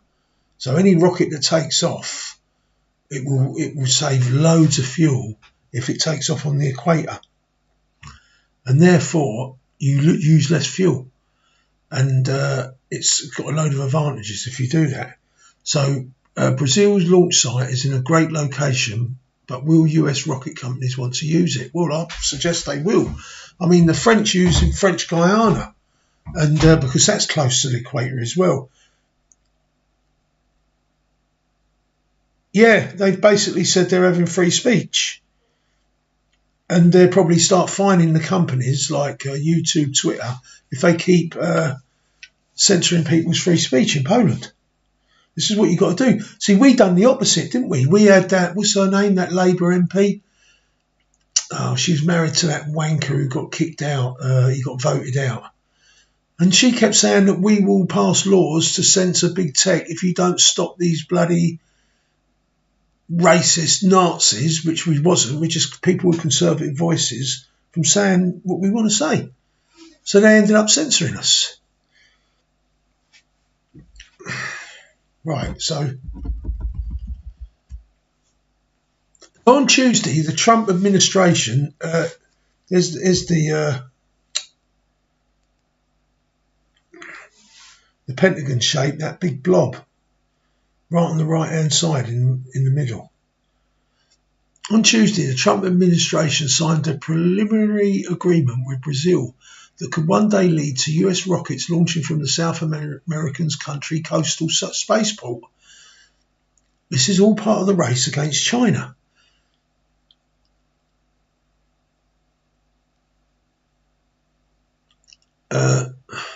President Trump praised the idea of using the site, arguing that because of the location, tremendous amounts of money would be saved. But while the launch site offers up a few key benefits to US launch providers, it's possible that these advantages may not be enough to draw all major rocket companies to the area.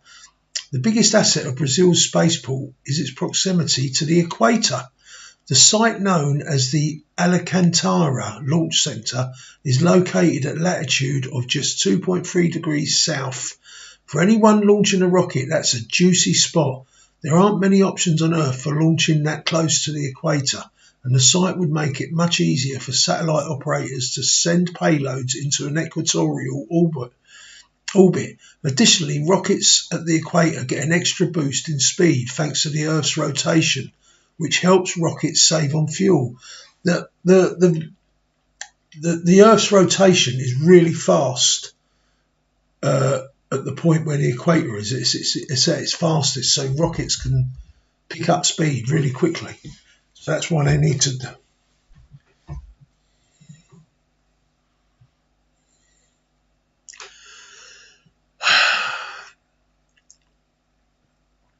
However, the logistics of setting up a new launch site in Brazil could be an issue for some.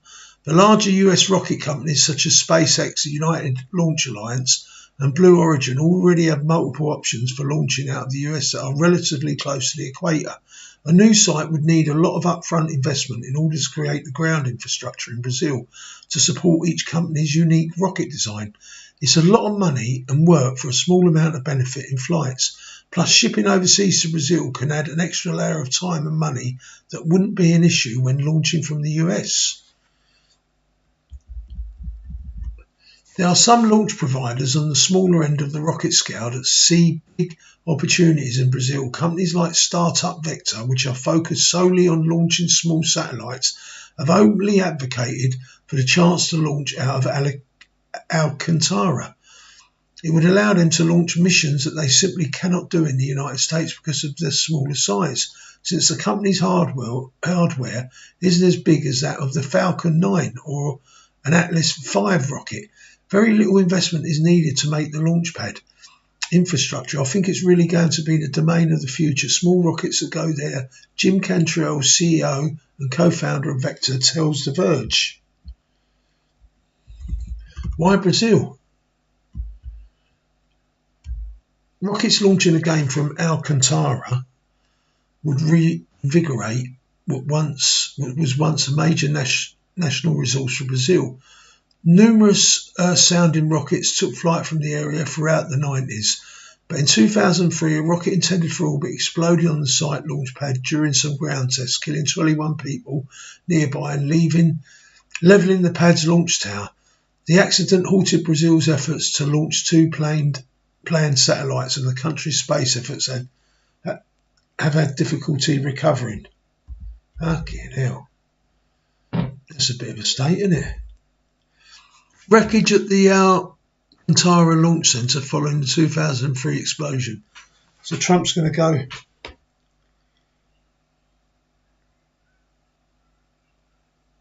Right, okay.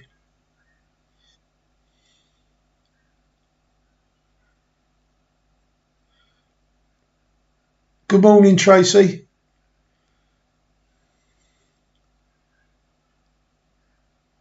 They go up and over and back down.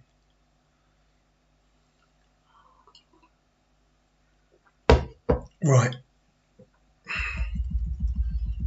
Since then, Brazil has been looking for international partnerships to bring other countries' vehicles to Alcantara. The country even courted the Bush administration back in 2000. They do come back down, Tracy, because the Chinese are shooting them down with their electromagnetic pulse ray guns, a bit like Star Trek.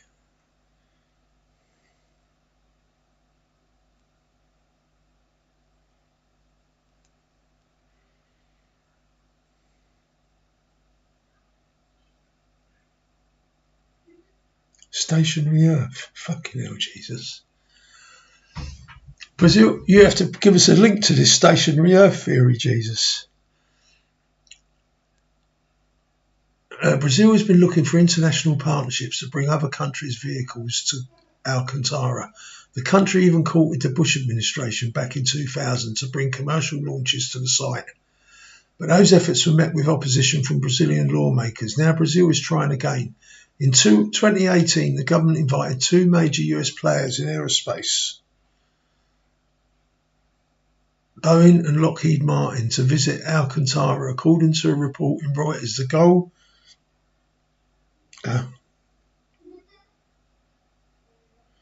that's pretty right, Dawn.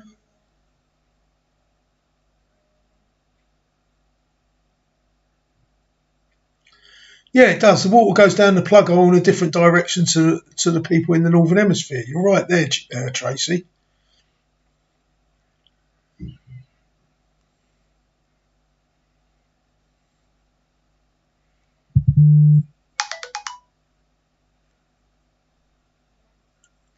No, it's right. Alif,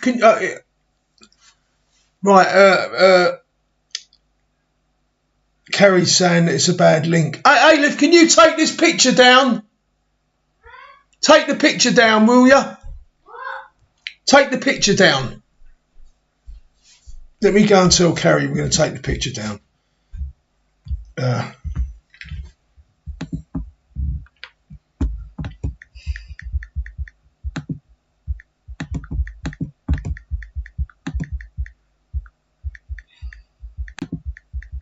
Wait. What was that?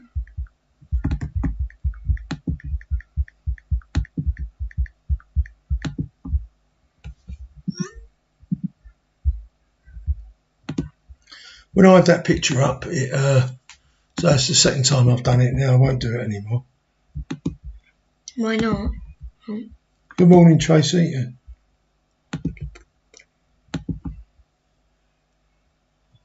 They are being shot. They're being shot to pieces up there. Let's get the thing up. Right.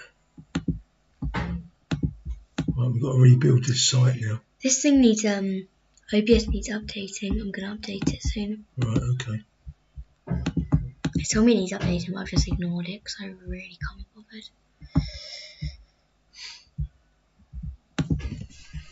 bothered. Right. Oh no. I'm doing an articles. You just told me. Yeah. No, to get rid of the little picture. That's all. You just. To get rid of that picture in the corner. It's got. Now put me back up to the thingos. Make your mind. We didn't even have to get rid of that.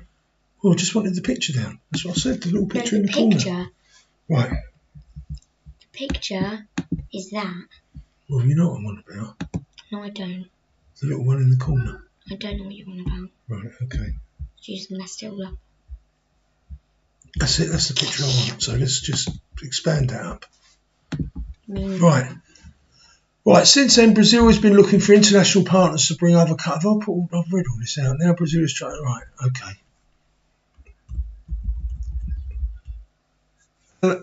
Alcantara. Oh, God.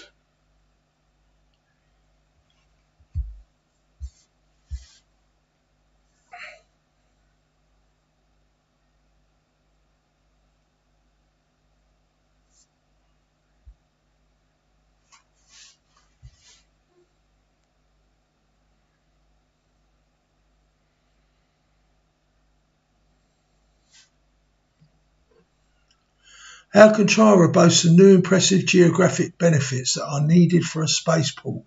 It's on the coast of Brazil with the Atlantic Ocean to the east. That's key for a launch site, as many rockets launch eastward to match the direction of the Earth's orbit. Right? Launching over a large body of water is important for safety as it reduces the risk of a falling rocket part hitting someone on the ground or damaging someone's property. It's the reason why US launches occur in coastal areas such as Cape Canaveral, Florida, or the Vandenberg Air Force Base in California. Brazil has a slight advantage over Cape Canaveral, which is located at 28.5 degrees north, being near the equator, is great for sending satellites into a type of orbit known as geostationary orbit.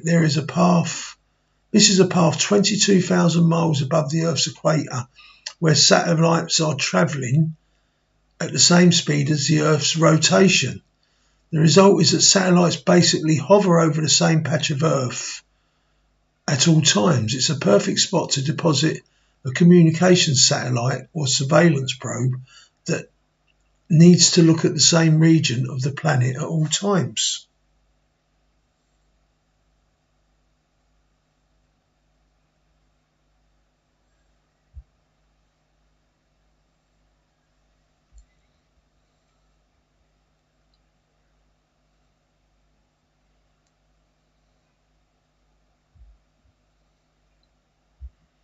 Right, here we go. That's the rocket taking off. That's a beautiful. Look at that. What sort of fucking hell? That's a bit of a picture, that is, isn't it? Eh? Is that in Cape Canaveral? Must be in there.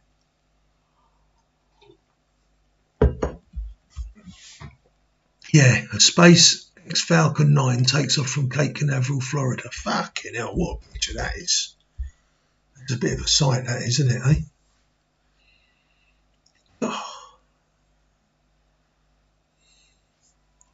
What a beautiful picture. Enter geostationary orbit from Florida takes a little extra work. The rockets must deposit a satellite on a path that's slightly askew from the equator at 28.5 degree tilt, and the satellites then need to change their direction in orbit by burning an onboard engine that requires fuel, which takes up space on the satellite and influences the vehicle's design. At a spot like Alcantara or the Guinea Space Centre, French Guinea, is where the EU launch all their rockets, and that is much closer to the equator and what obviously Florida is. Such a plane change would be minuscule, requiring less fuel. Additionally, the Earth is actually moving faster at the equator than other points on the planet, which is good news for rockets. The Earth's equator is its widest section, so it has a long way to travel each time the planet makes a full 24-hour rotation. One spot on the equator has to go much greater distance than a spot near the poles. For instance, so a rocket launching on the equator gets an extra speed boost, making it easier for the vehicle to reach the extra high velocities needed to achieve orbit.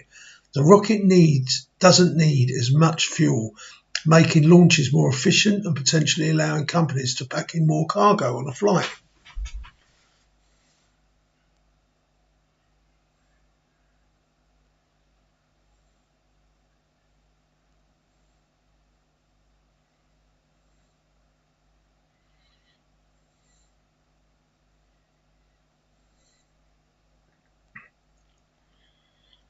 I don't think he's saying don't eat apples.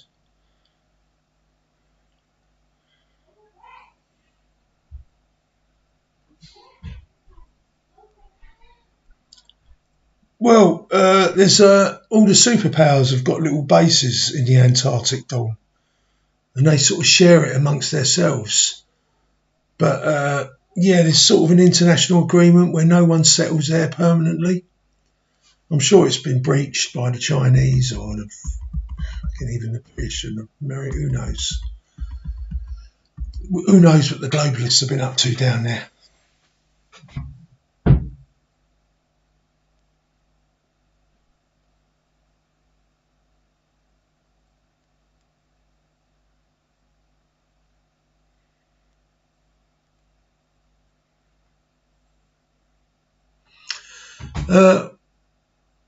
Who actually wants to launch from Brazil? Mark. Are all of these benefits enough to lure major US companies to Brazil? It's not an enormous inconvenience to ship rockets over water. In fact, Arianespace ships its rockets by boat from Europe to Russia to French Guinea. The ULA also ships parts of its Delta IV Heavy by boat, and NASA used to ship the Space Shuttle's external tank from New Orleans to Florida. Large ships are used to accommodate oversized hardware. Dennis Jenkins, an aerospace engineer at California Science Center, who used to work on the Space Shuttle, tells The Verge most large rockets throughout history have been shipped at least partially by sea. However, moving by boat is time-consuming and somewhat costly, especially when travelling to Brazil via the Panama Canal. That, of course, is one of the problems with ships. They're very slow, says Jenkins. Having a launch site closer to where a rocket is built does make things more efficient. Unfortunately, America isn't on the equator, though, is it? I mean, what can you do about it?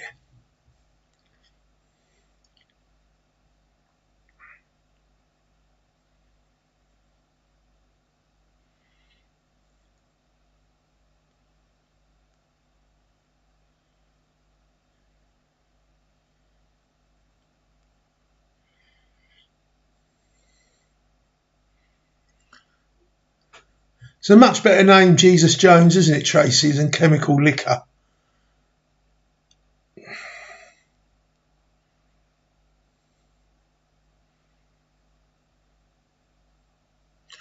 Right.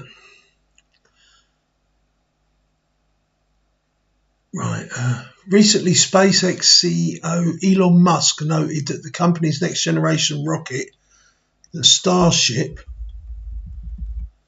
would be built in Texas and Florida, next door to two of SpaceX's launch sites. Plus, locations like Texas and Florida are still quite far south So the performance benefit of moving even further south isn't going to be as consequential for US companies as it would be for Russia or European nations. Yeah, that makes sense.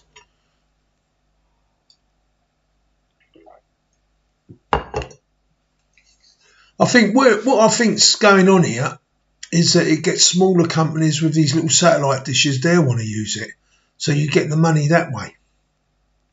Then there's the cost of outfitting Alcantara to meet a launch provider's needs. For larger rockets, companies will have to add concrete pads, towers and fuel storage tanks to the surrounding area to support flights of their vehicles. Creating all of that in the Brazilian jungle, where there is minimal infrastructure in place already, will require a lot of work and investment. Plus, all of this will be in service to Booking's more missions to geostationary orbit, which is a type of flight that's seen a recent downturn in the market.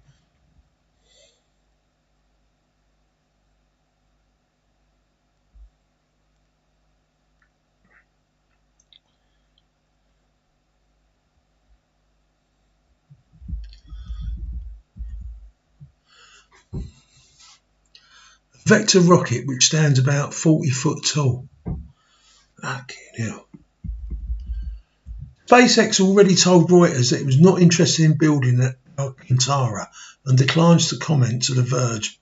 Boeing and Lockheed Martin, which oversees the United Launch Alliance, confirmed they had looked at the site but haven't made any major plans to invest there yet. While we have made no concrete plans at this time, the potential for a new launch site is encouraging development given the global interest in fast and efficient launch opportunities.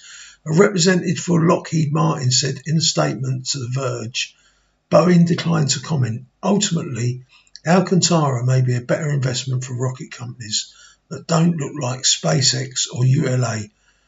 We've entered the space age now where there's a war going on up there with China. So we've got no choice. We have to get up there.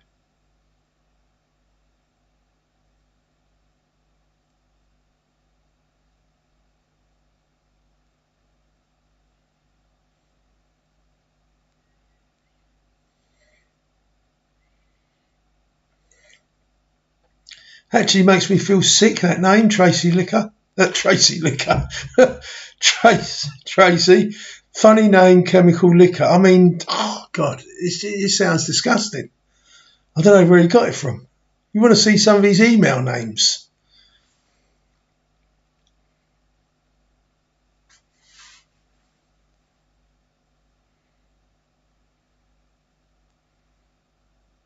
Get rid of the Rothschilds. That's the answer.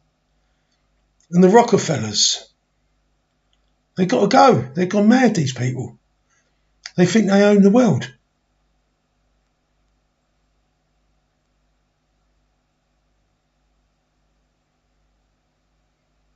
Yeah. Oh, they kick you off YouTube for that? Was that Right, anyway, SpaceX already told Reuters... Oh, right, I've done that, haven't I?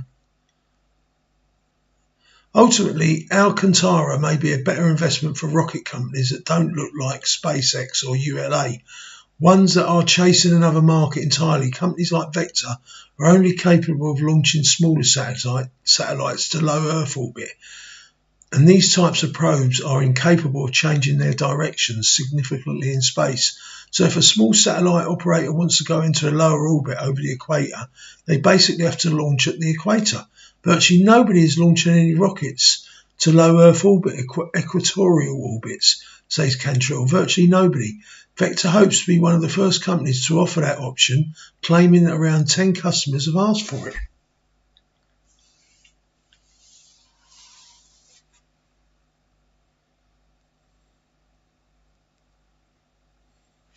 How about destroy them all,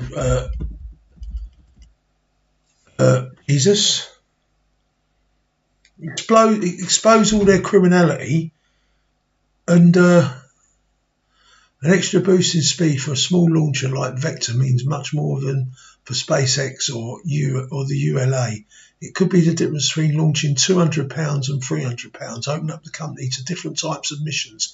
Plus, the infrastructure and transportation costs for Vector smaller rockets are less of an inconvenience. All we really need there is a concrete pad like we built already in Alaska, and we need permission to launch. Cantrell says, adding that the company's rocket can fit inside of an airplane.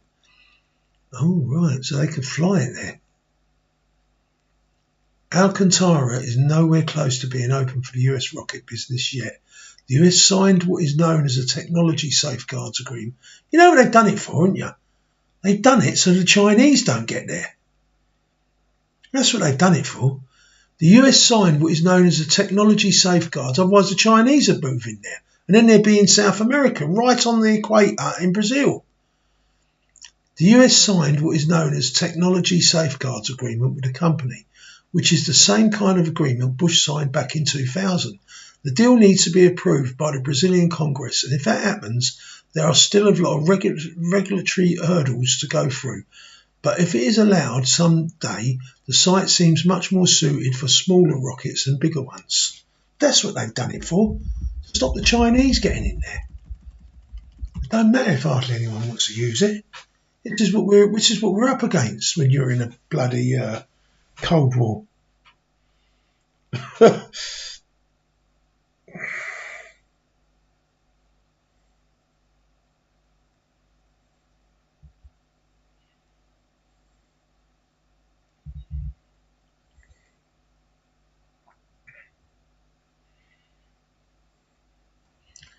Right, I'm not sure about it. Oh, we've done that one. The campfire. I should read out the letter I got from my... Oh, right, hold on. Oh, Arizona. Well, you all know that it seems that the Georgia Republicans have said that they're voting for Trump, which means Georgia now is uncertifiable on the 6th of January. I believe Nevada is also uncertifiable, and maybe Michigan as well. It's so many, and Arizona Governor Ducey to China, lots of opportunities to exploit our defence industry, mining and ores.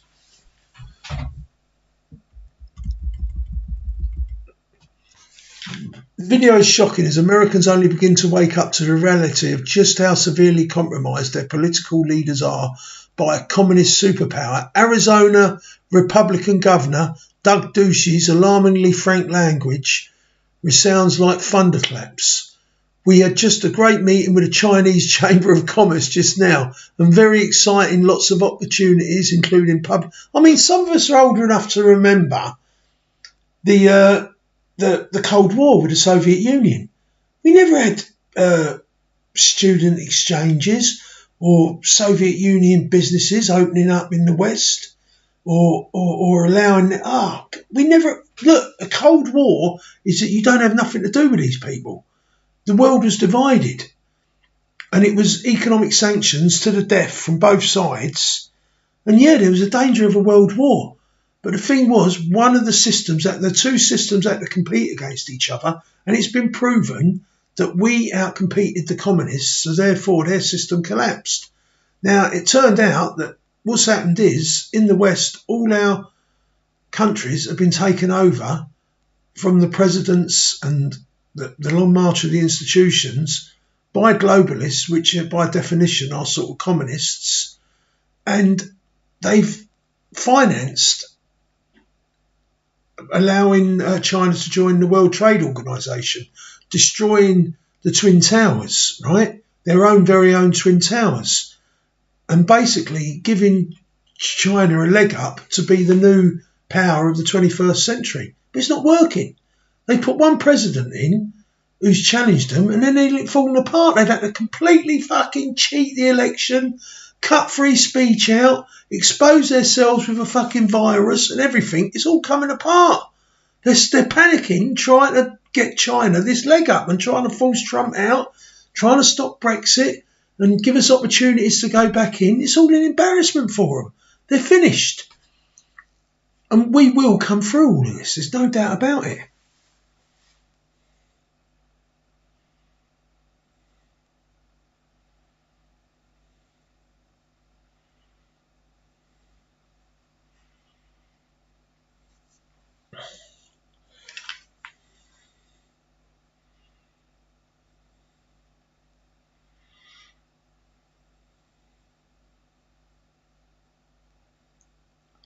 What about the virus, Welsh Woody? You like that one, didn't you? What was it? What was the name of that group that I put up?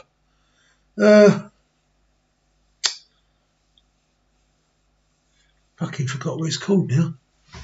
Joke, wasn't it? Was it called the Joke? Welsh Woody nearly smashed his gaff up when I put the virus up, didn't you?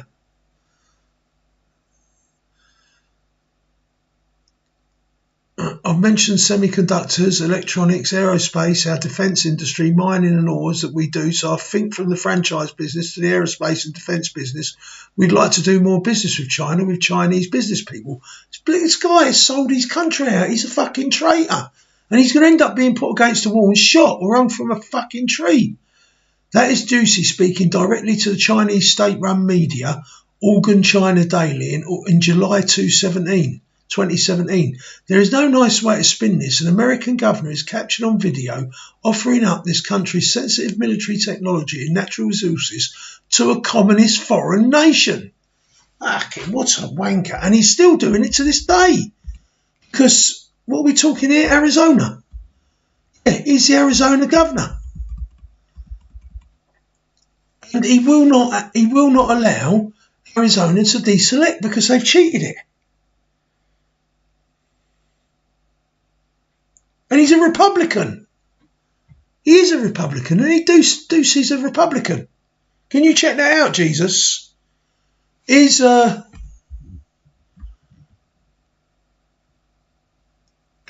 Governor Ducey? What's his first name? Yeah, Arizona Republican Governor Doug Ducey. He's a complete scumbag. China Daily posted the astonishing interview clip to YouTube titled Arizona Governor Discusses Chinese Investments. The investment interview was conducted at a China General Chamber of Commerce Welcome Luncheon Forum held during the 2017 National Governors Association meeting in Providence, Rhode Island.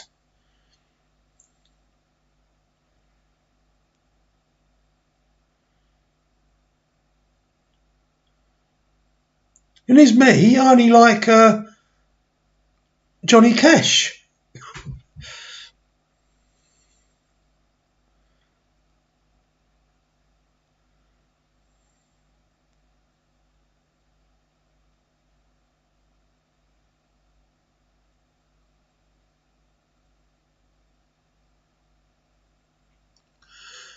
Ducey drew the era of President Donald Trump when he certified his state's fraud-riddled elections results on November the 30th. He certified them for the bloody Democrats, and he's a Republican. The governor may be no friend of the president, but he is most assuredly considered a power by China.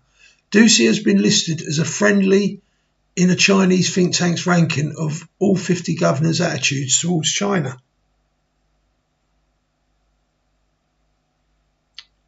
Oh, you don't want to do more drugs, do you, Welsh Woody?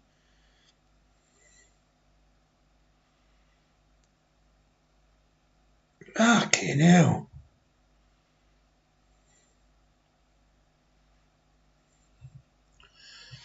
We've got to all move away from that sort of mentality. Well, this is my thinking anyway. Thank you, Dawn. Thank you. Dawn's speaking up here.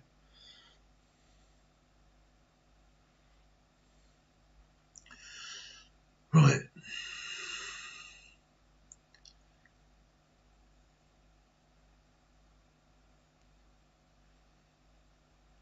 Right, in February the 8th speech, Secretary of State Mike Pompeo warned that China is actively seeking to cultivate US governors and other local officials. Yeah, I remember watching that speech. And other local officials for the benefit of the regime. He specifically mentioned the national governors. Oh, I watched that. Fucking hell, they knew. The Americans, Trump knew about it, and he said, I watched that speech on February the 8th. It's on YouTube. You can all find it. Pompeo warned that China is actively seeking to cultivate US governors and other local officials for the benefit of the regime. So they've been all warned, right? And they've still gone ahead of it. And all right, Mark, your bet could still be on, mate. All your mates could be cashing in. It looks like they're all flipping.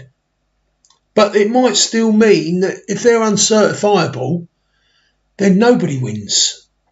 because it's the Congress will decide who wins. But maybe the bookies might still pay out. I don't know.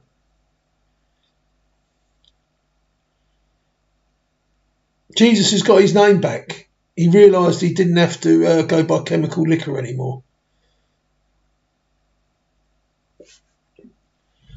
Did you have a bet on it as well, Mark?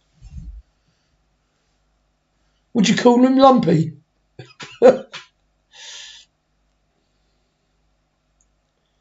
He's built about nearly 500 miles of it. Who pulled him up about it? That tall blonde bird from New York. Why? Is he supposed to have built the wall by now, was he? The wall has gone up. I mean, you've got natural barriers like mountains and deserts, but eventually the wall should go right across, I should imagine.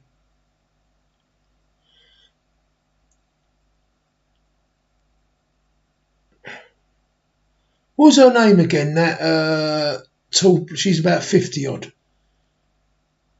She was really, Trump got so upset with her, he used to follow her on Twitter, and he stopped following her because she was right. She dragged him kicking and screaming to get the wall. But the truth of it was that this is the trouble, Tracy. All the Mitch McConnells in the Republican Party hated Trump because he wasn't part of the club, so they wouldn't give him the money. And then when they had the midterm elections and Nancy Pelosi took over the Congress, he couldn't get the money.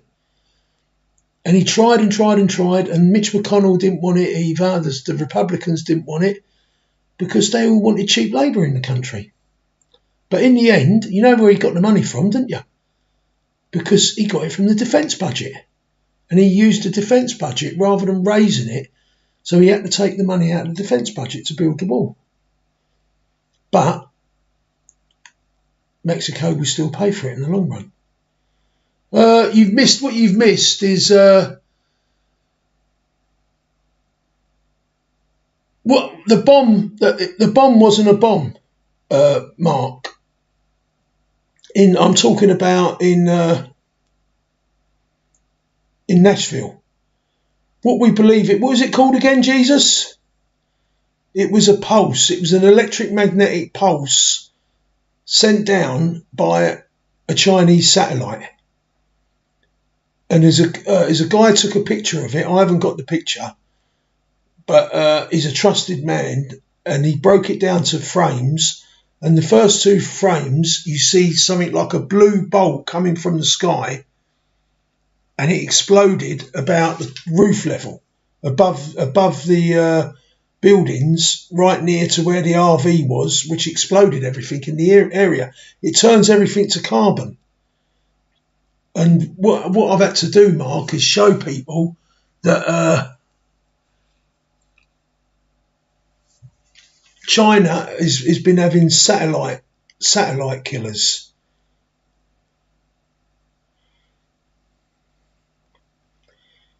China's had satellite killers. Basically, their satellites blow up anyone else's satellites, especially American satellites. And they use laser guns. It's all a bit like Star Trek. They've got the pulse, the electromagnetic pulse weapons or something like that they're called. And it sends out like a ray and you can destroy other satellites. So this is why Trump's built Space Force to counter it. And we believe that because there's no... But the thing is, Mark, there's no crater in that street where the bomb went off in Nashville. And if you had a bomb in a building or you had a bomb in that RV, there'd be a crater in the ground. Or if they sent a rocket down, there'd be a crater in the street because that explosion was reasonably, big enough to make a crater. And the reason why there's no crater, because it was an electric bolt that came down. Oh, you know what? There's another video that Aleph hasn't put down. An electric bolt came down from a satellite, probably a Chinese satellite, and it explodes round about roof level, and that explodes everything in the street, and it turns everything to carbon. And it's meant to destroy all the electrics in the AT&T building. It was supposed to destroy everything in the AT&T building. because that's where the Dominion computers was sending everything from Frankfurt, Barcelona and Belgrade. And they didn't want the Trump administration to get it. Well, the bad news is I think they already got it. And I don't think it destroyed everything either. So, but it's fucked. There's two FBIs now, Mark. There's Trump's FBI, and then there's the FBI down Pennsylvania Avenue in Washington, D.C. in the old Hoover building. And obviously the Hoover building, the original FBI, are all globalists. And Trump's creating another FBI, who are going to be all patriots, and then they're going to close. He's going to close down and get rid of the other FBI. This is how he's going to clean it up. But what they called the White Hats FBI, which is Trump's lot, this has also knocked all their links to that building was all through their internet links were all through that building, so they've cut it as well. So this shows us that we believe that the Chinese have done it, and Trump wouldn't do it because there's only one or two countries in the world, maybe 1, 2 or 3 countries in the world that have the ability to do this, and China's one of them. And to them, they've been interfering in the election, so they've probably done this. Try and stop them getting more evidence, but it's not working. They're getting desperate. Yeah, the latest explosion is a pulse weapon. Do you see that, Mark?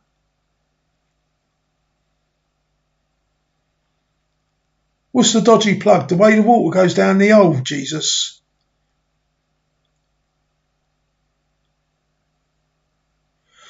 Well, Ronnie Reagan put it on. They rubbished it, but no.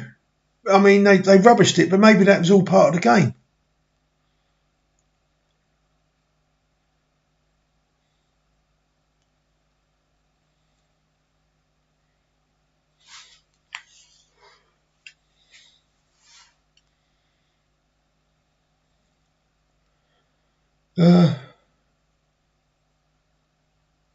No, it wasn't destroyed.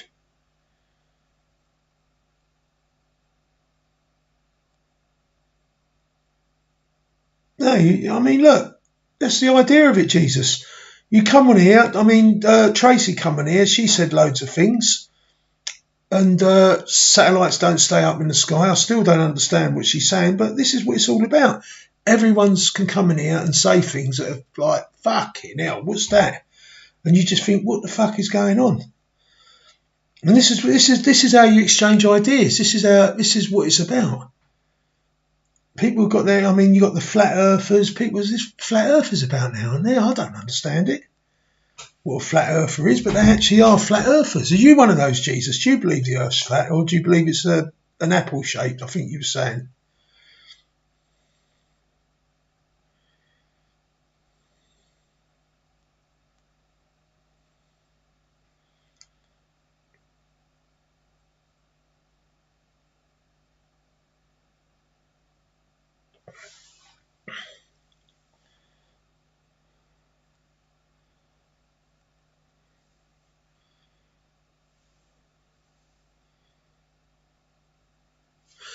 Right, so I don't know how the bet's going to go, Mark. If it looks like things are, I mean, look, in a way, well, I don't know. I mean, I was getting to the situation where it looked like we was going to end up having a civil war in America, and then that would spread over here, and that's what we really want. But these people are getting exposed now. I don't know what the mainstream media is going to do. They're just going to fucking, I think they're going to knock the internet down for a fucking couple of days or something. They're going to freak until they decide what to do. But we've heard all sorts of stories that Trump has to get out of the White House. They've got a nuclear bomb planted nearby. And if he don't get out of the White House, they're going to explode it. And then they're going to blame it on Russia after he's dead and launch a nuclear war against Russia. It's just all sorts of shit. I mean, it's probably bluffing, but you don't know with these people. They'll start raving mad.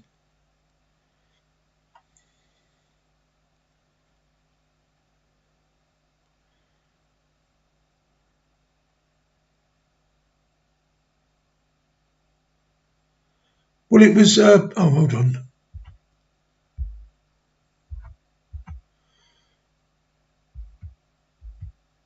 Okay, now am I still back there? I've just brought it forward now. I had a little picture on the screen. So let's get through this. Ducey drew the ear of the President Donald Trump when he certified his state fraud-riddled election results on November the 30th. The governor may be no friend of the president, but he is most assuredly considered as a power by China. Ducey has been listed as a friendly in a Chinese think tank's ranking of all 50 governors' attitudes. Right, and then we've done the February the 8th speech by Secretary of State Mark Pompeo. I've read all that. I mean, you can all go and find that on YouTube. I watched that actually, where he was warning governors that China's infiltrating in each individual state in America. So they can't say, they all know, they've been told. So they're all going to be charged for treason, in my opinion.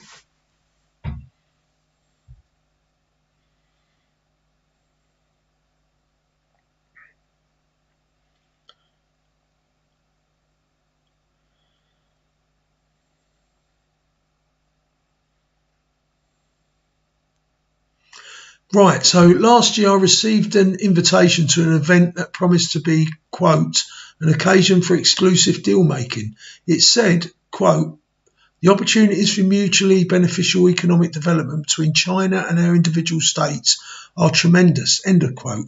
Deal making sounds like it might have come from President Trump, but the invitation was actually from a former governor. I was being invited to the US-China Governors Collaboration Summit. Fuck it now, it's right in your face, isn't it? It was an event co-hosted. This is the sort of thing that Boris Johnson's doing. He's got the GBCC, the Great Britain Chinese Care, which brings British businesses and, well, it's not really British businesses. Well, it is because they're infiltrating them all with Chinese Communist Party operatives. And our politicians getting paid off for it. People like Boris Johnson and Oliver Letwind and Boris Johnson's wife, because he's still married to her. He couldn't make it up.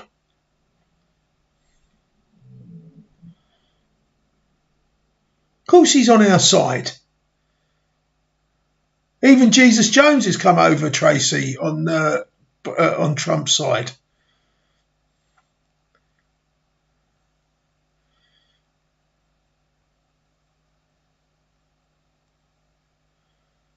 Yeah.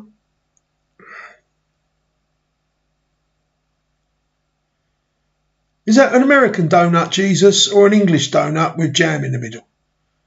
Because I don't like American donuts.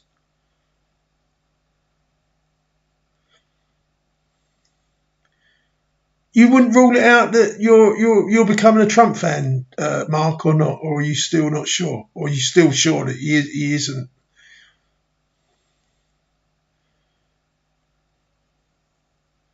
Well, they have been for 100 years in America, Tracy.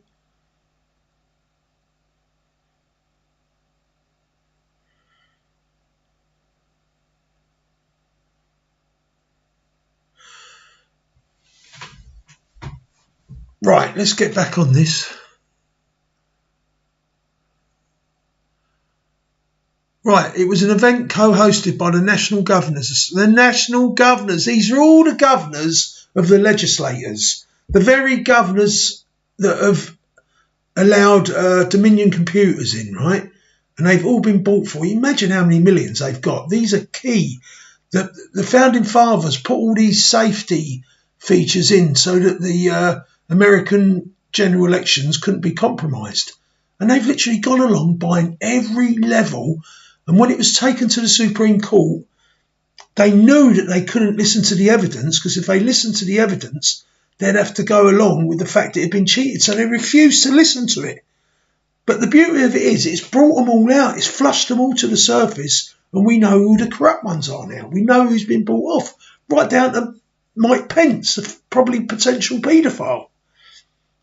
And Roberts, the chief Supreme Court, Supreme Justice, who's got two adopted children that are supposed to be Irish children. I think they're grown up now. They're like 16. And he got them from South America. How do you get Irish kids from South America? And he's a paedophile. He's compromised.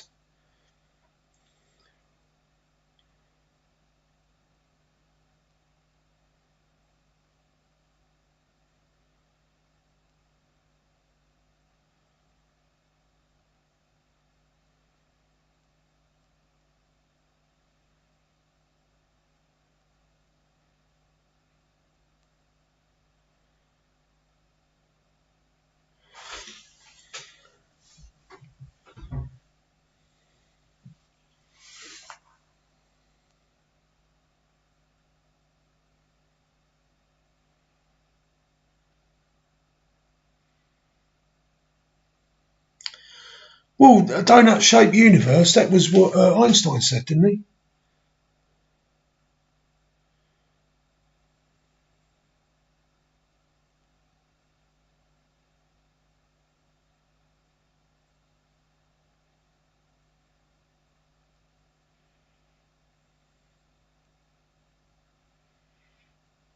Right, I'm going to get on reading. Right.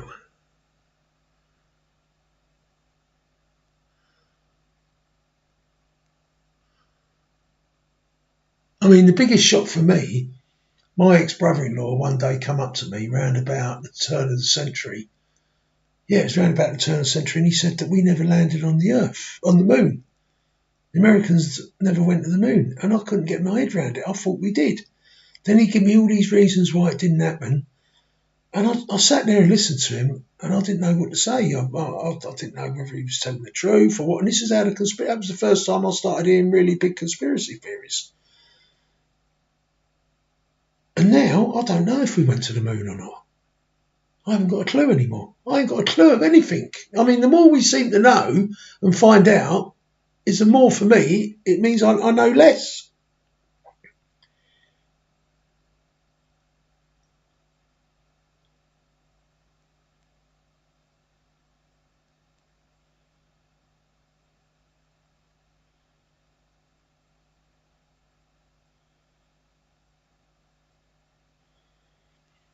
Right, okay.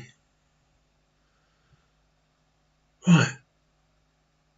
Right, what the invitation did not say is that the group I just mentioned, is the public face of the Chinese Communist Party's official foreign influence agency, the United Front Work Department. The China Daily clip revealed that Pompey might as well have been calling Ducey out personally. Pompey also warned in December the 9th address at Georgia Tech that China is poisoning the well of our higher education institution for its own ends. Ducey has rolled out the welcome mat for the Red Chinese on this playing field as well. We certainly have thousands of young people in our state's public universities. We love having them and we want to expand that trade envelope, he told China Daily. An article that ran in the Red Republican at the time titled Arizona Looks to Sweeten China Ties give further insight into Ducey's exceedingly close ties to the Red Chinese. The word sweeten is meant to reference the Cold Stone Creamery in the ice cream chain that Ducey served as CEO from 1995 to 2007. From the article, bold added throughout remainder of this column. The governor of Arizona, a former CEO of an ice cream chain, is looking to scoop up more trade with China. Lovely bloke, isn't he?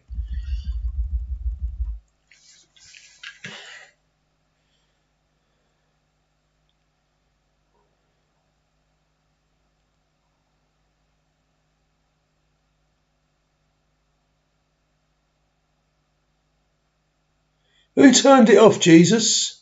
The globalists?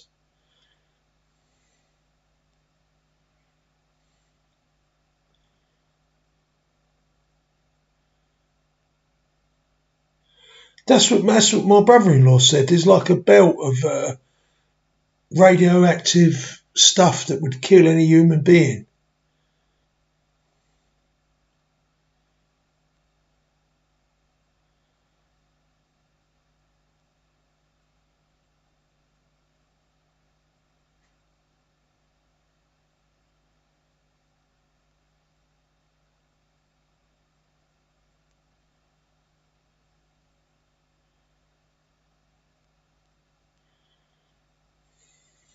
Who, Buzz Aldrin did he? Fucking hell.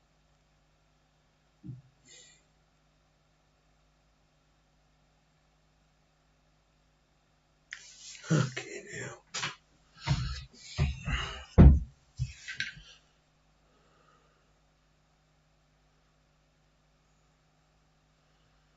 Right, Doug Ducey, a Republican who was elected governor of the Grand Canyon State in 2014, is the former CEO of Cold Stone Creamery, the ice cream parlor chain headquartered in Scottsdale, Arizona. By the time he and his business partner sold the company in 2007, the brand grown from a local shop to more than 1,400 locations in all 50 states in 10 countries, including China, My background is in the private sector. The ice cream company was my business. We opened our first international stores in Shanghai and Beijing. Ducey told China Daily in an interview on July the 13th he spoke on the sidelines of the 2017 National Governors Association summer meeting in Providence, Rhode Island. This was not the first time official Chinese sources daily hailed Ducey's commitment to China. In April 2016, China Ambassador Kuai Tang-Kai visited Arizona. China's US Embassy website wrote of the ice cream man's efforts to sweeten the pot in order to attract Chinese interest in his state.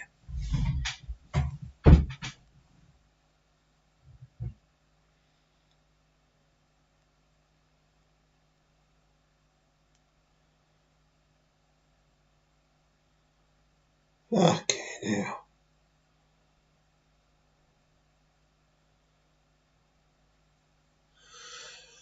Right.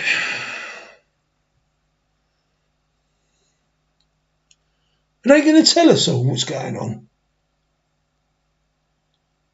Yeah, I am. I don't know whether I'm coming or going.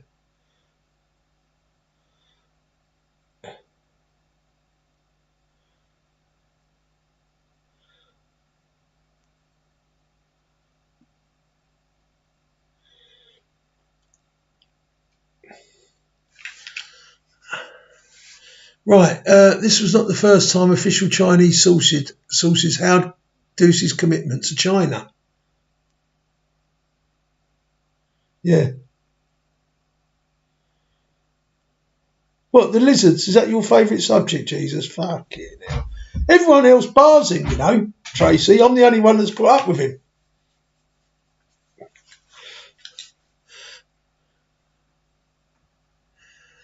Right,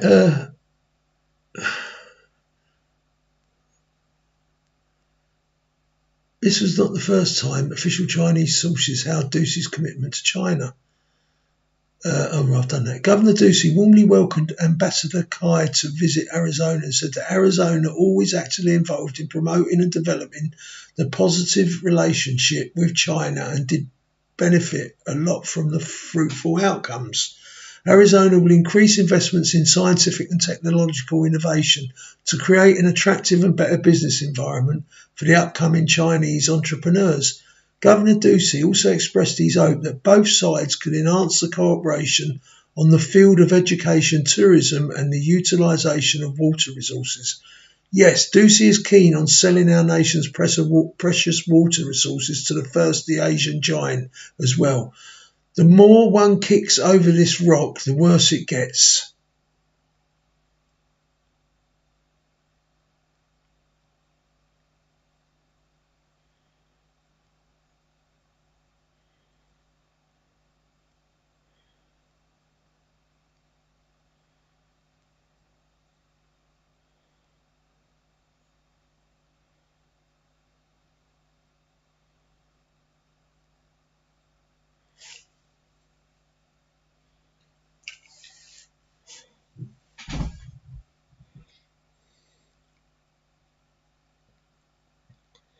What do you think, Mark, of all this, what Jesus is going on about?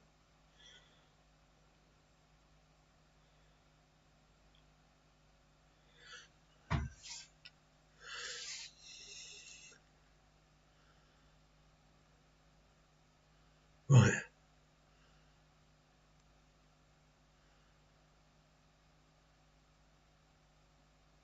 The more one kicks over this rock, the worse it gets. In 2015, yeah, everything, what he's saying. You've got to get your boy talking to him. Get Ryan and him together. Fuck it now. In 2014, Ducey heralded the opening of an Arizona branch of Office, the Aviage Systems, a joint venture aviation firm between General Electric and Aviation Industry Corporation, AVIC, of China. This was to be Aviage's first branch location inside the US from an Arizona Commerce Authority release celebrating the occasion. Fucking hell.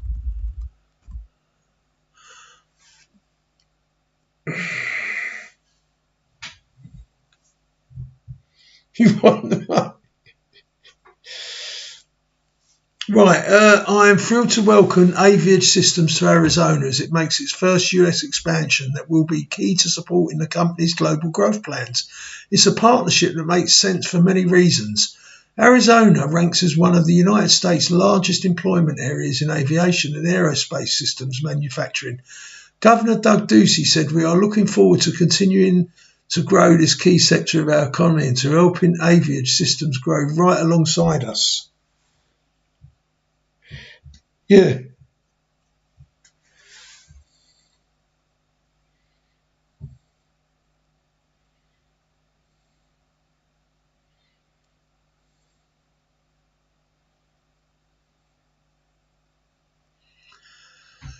Right. AVIC is controlled by the Communist Chinese military. President Trump is close to issuing a list of 89. I'm going to get out my letter from my MP. Fucking hell, that I wrote to her. She's given me a reply. It took about 3 months.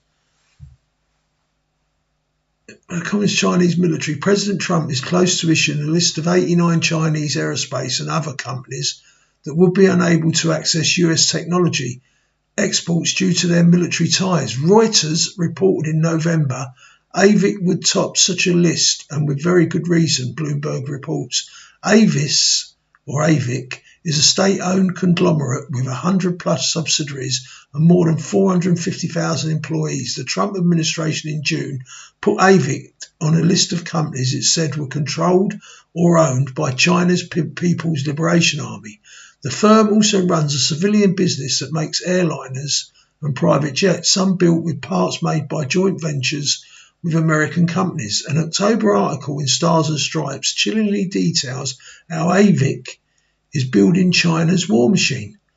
China put on a spectacular military parade to celebrate the 70th anniversary of the Communist Party rule last year, and President Xi Jinping wasn't the only star of that show.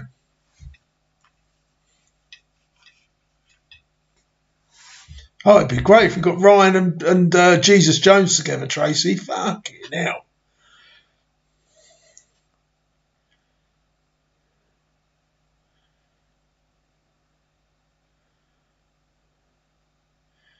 You liked that interview, didn't you, I had with him, Jesus?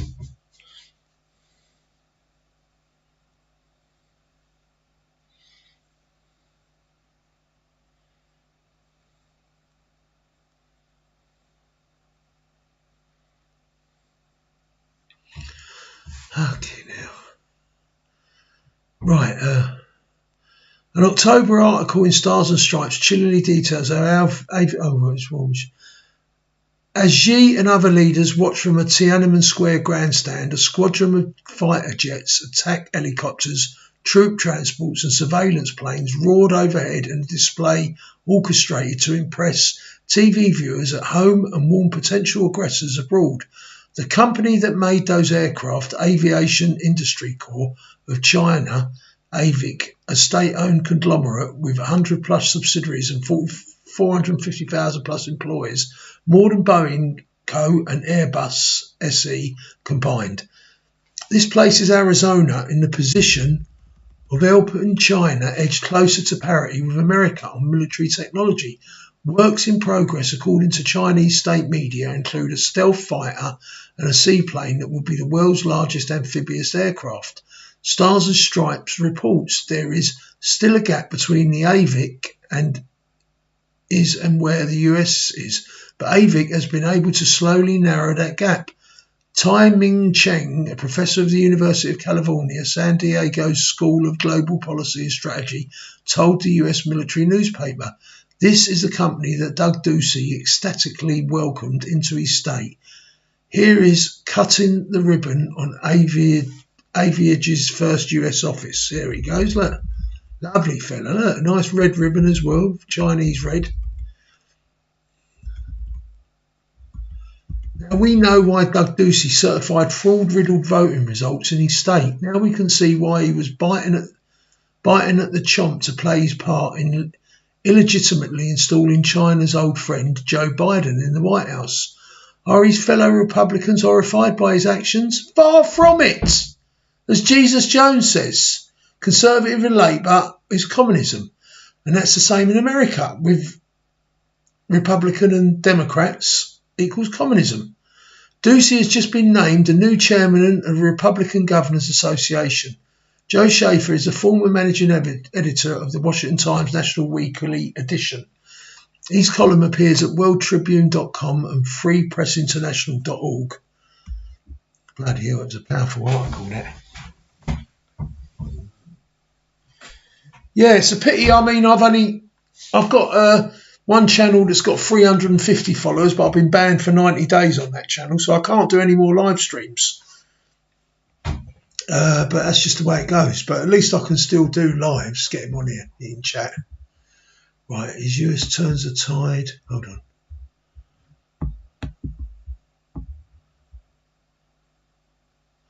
Right, we've done that one proclamation. All right, I'm going to... All right.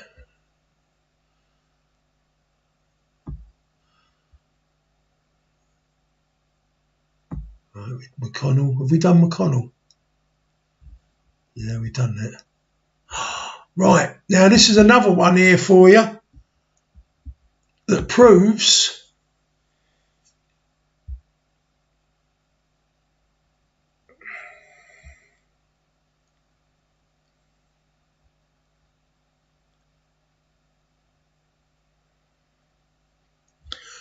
this proves of the, what's it called again, Jesus? The satellite bolt, what's it called?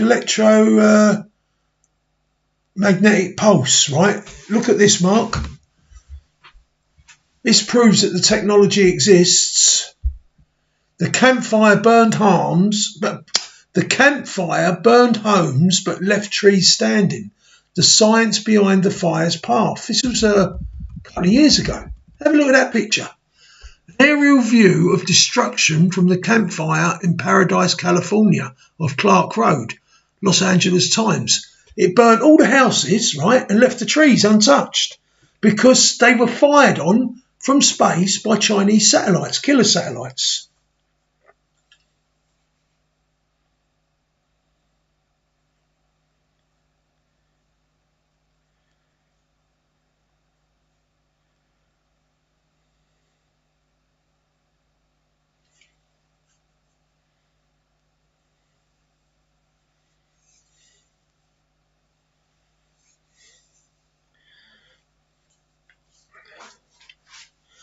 Shalar reckons she can cure people that have had a couple of jabs, Mark.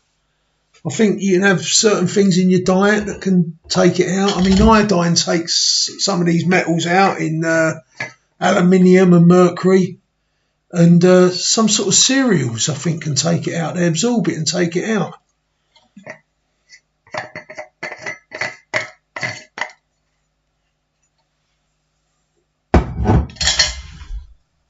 So look, can you see the picture? What I'm looking at in the Los Angeles Times. An aerial view of destruction from the campfires in Paradise, California, of Clark Road.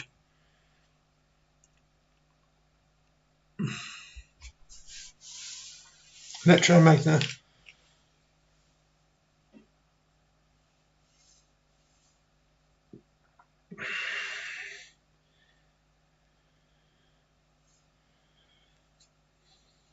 Right, so let's start on this now.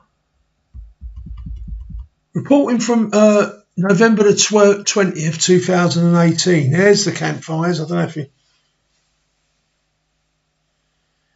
Well, because it's been attacked from the Chinese killer satellites. It's the only answer. It's the only logical answer. They can send a pulse down, and this has been its attack on America. This has been going on for years. Reporting from Paradise, California, driving towards Paradise on the afternoon of November the 8th, Jonathan Pangburn was less worried about the flames burning through the forest than he was about the smoke, black and thick. It billowed over the road like a dangerous fog, cutting visibility to less than 3 feet in places. A member of the incident management team of the California Department of Forestry and Fire Protection, Pangburn knew the signs Grey smoke meant vegetation, black smoke meant homes, possibly entire city blocks. The campfire was no longer just a wildland fire. It was an urban conflagration. Pangborn said it was structure to structure ignition and carried the fire through this community.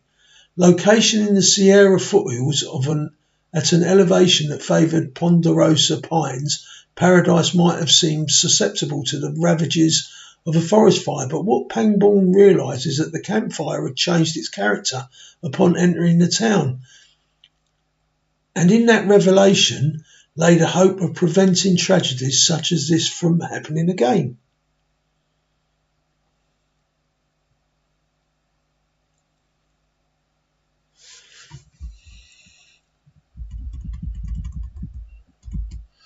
Fires that spread from house to house generate a force of their own, embers, broadcast by the wind, fine dry leaves, igniting one structure then another, and the cycle is perpetuated, block after block. Break that cycle and the fire quits, and destruction can be minimised. Yeah, they've done that in the Great Fire of London.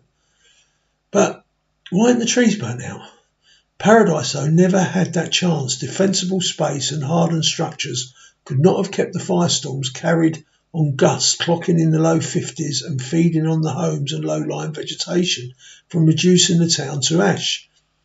Most telling with the trees, most of the pines that sheltered this community still had their canopies intact.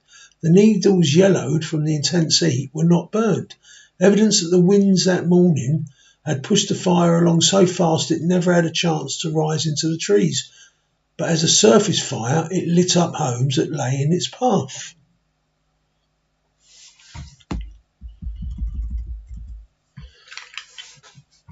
I don't know if there was anything that could have been done to save Paradise, Pangborn said. It was some of the most intense fire behaviour that I ever witnessed.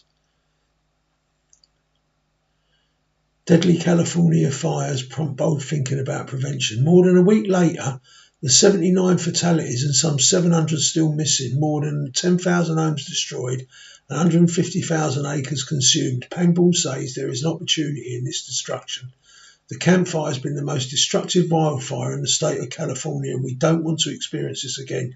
He said we have to learn from this so that no one else will have to suffer through such an inferno. Drawing lessons from tragedy is never easy, especially when those lessons have been known for years. Our problem is a society that is unintentionally but actively ignoring opportunities because of the cultural perception of wildfire, said Jack Cohen, who is retired from the US Forest Service, where he worked for 40 years as a fire research scientist. The perception, he argues, is based on myth and fear and complicated by an ongoing narrative that attributes conflagrations like the campfire to such factors as climate change, overgrown forests, and an urban encroachment into rural areas. Each has played a role in perpetuating and prolonging recent fires, but they needn't be entirely solved to minimise losses. There are steps that can be taken to protect homes and communities, he said, steps that require cooperation and political will. Smoke fills the sky as the campfire burns along North Fork of the Feather River, Caroline Cole, Los Angeles Times, demonising wildfire.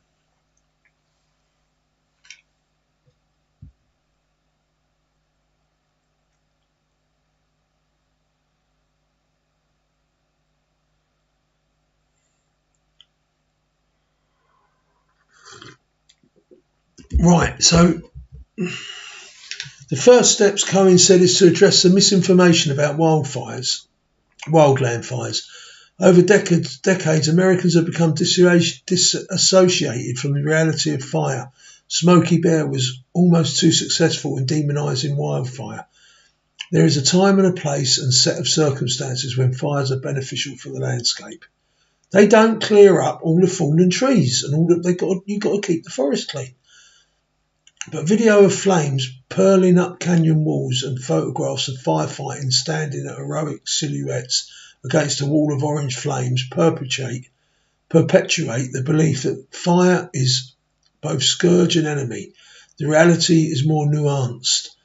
People see what they believe, and that prevents change to readily available effective approach to preventing these disasters, Cohen said. California fires. Trump administration now blames devastation on radical environmentalists. The phenomenon in paradise that Payne described, the fire spreading from structure to structure, tree canopies intact, is not unique to the campfire.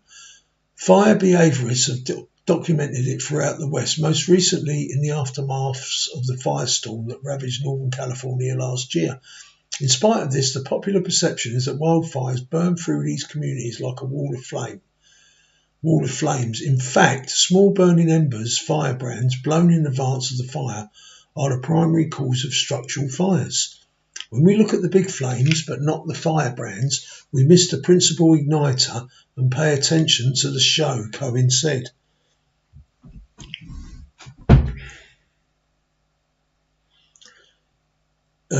Billions of these embers fly into neighbourhoods, landing into flammable roofs, into vegetation around the structure, and rain gutters choked with leaves and needles. So this is what they're telling us, but no one's talking about. Remember, this is 2 years ago. No one's talking about killer satellites. Big flame fronts, on the other hand, are less effective in igniting structures because they burn fast, often consuming their fuels in about a minute or less in one location and moving along often so quickly as to not consume the structures themselves. No, some trees are adapted to resist forest fires. You have it in Australia. Forest fires have always been prevalent in Australia, and certain trees can resist them. So they're enabled to regenerate themselves. This is the way they've evolved.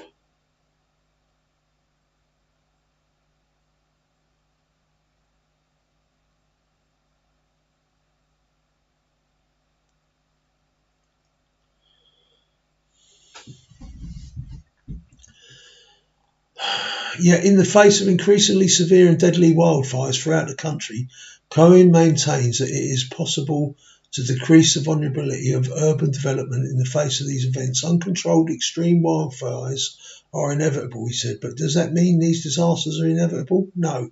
We have great opportunities as homeowners to prevent our houses from igniting during wildfires. Payne's assessment that the campfire in paradise was an urban conflagration, structure to structure, opens the doors for fire behaviourists to consider the strengths and weaknesses of the state's codes for protecting property in fire-prone rural environments. The mandate in California, as stated in Public Resources Code Section 4291, is clear. A 100-foot perimeter of defensible space must be maintained in land that is covered with flammable material.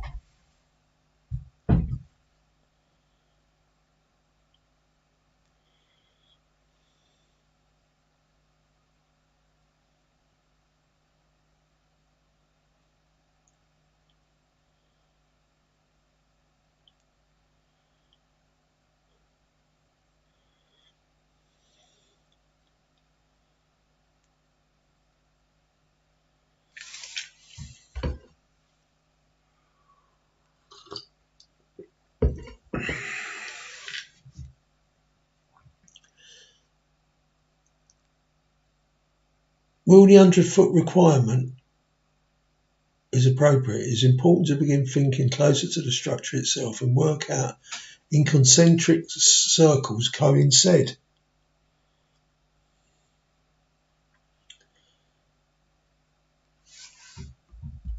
Well, I get my meat from Fabian. I don't think it's human meat. She's told me one of the abattoirs is closed down. All the abattoirs do halal, but the little abattoir she does, it doesn't do halal.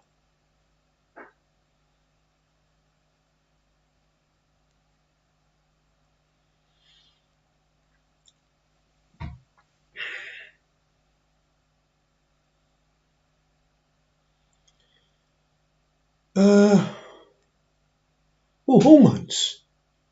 Why do you think? You look at some of these women, these young girls, I noticed it when I moved out to all the middle class areas out in the suburbs. All the girls, they were like 16, they were 6 foot tall. And if they're not, I mean, if their parents are buying lots of fast food and they're not eating got shopping in Costco's and places like that, all that food has got hormones in it to make the animal grow fast. Do you think that helps people grow taller and faster?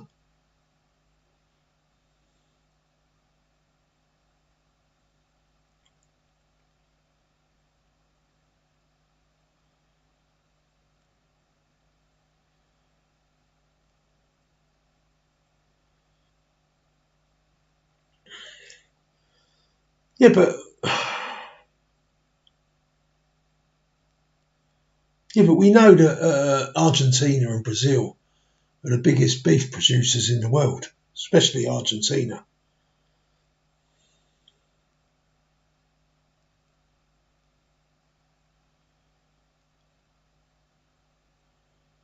Did they offer you any of the food, Tracy?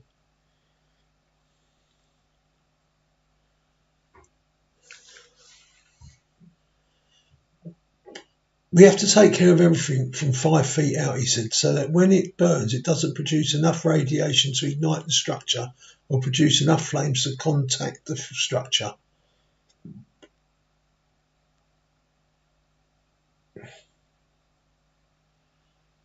Have you noticed? I mean, some of these women, they're really tall. When my daughters went to Clement Danes School in Rickmansworth in Chorley Wood, it was pretty posh up there. And my sister, she lived in Mill End, Rickmansworth as well. And she had a daughter that was a couple of years older than my two daughters. And all her mates were like over 6 foot tall. And these were women. These were girls that were like 15 and 16. 5'10", 5'11". They still had growing in them. I mean, it was unbelievable. And the sort of food they was eating, a lot of it was fast food. A lot of it was, I reckon it's full of hormones.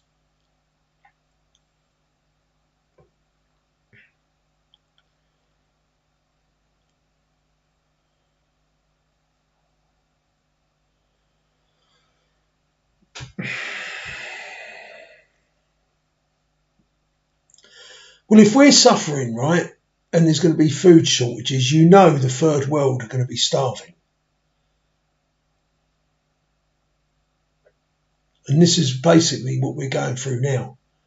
The third world, I think that is the biggest attack on the world's population.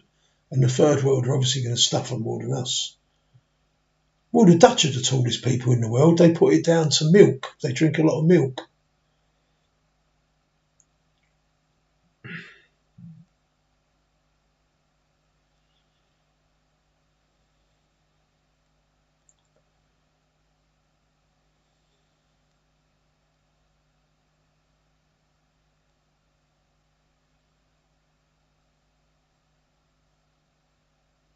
Yeah, they probably do. But you know that they put the chickens, for instance.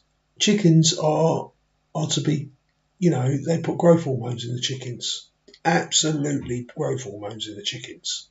100%. And they probably do it in. It's all about time, isn't it? The longer it takes for that animal to grow, the more you got to feed it. The more you got to feed it, the more expensive it is. So if you can give them growth hormones, they grow quicker, Tracy. And if they grow quicker, you have to give them less food. But those growth hormones will be absorbed by a human being, and maybe it will have an effect of making us grow as well. Our young children grow faster and taller and bigger. And everyone says, aren't we doing well? Look how tall we're growing. It's probably fucking our liver and kidneys up that's got to filter all those chemicals that are in the food that we've been eating. And they're all probably cancer.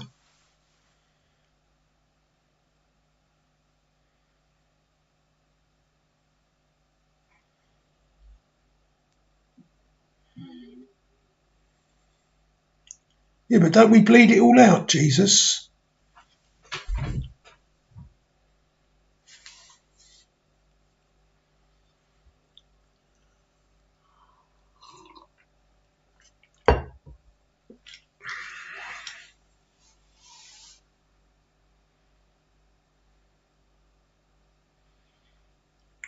Well, they inject the water after they kill them.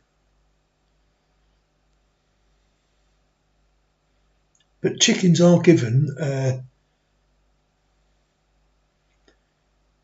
yeah, but look at that. I mean, you've got all the pollution in the oceans. I mean, we eat a little bit of fish. You've got to eat a lot of iodine. You've got to take iodine in your body. Good quality iodine to take a lot of that heavy metals out of your body that it's giving what you're getting from the fish.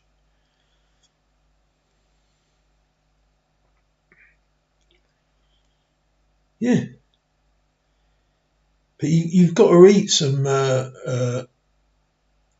oily fish. Mustn't eat farmed is a no-no, mate. It'll give you cancer.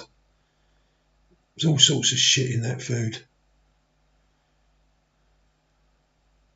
Yeah, but you can eat uranium, can't you, Jesus? Uranium's good for you, isn't it, Jesus?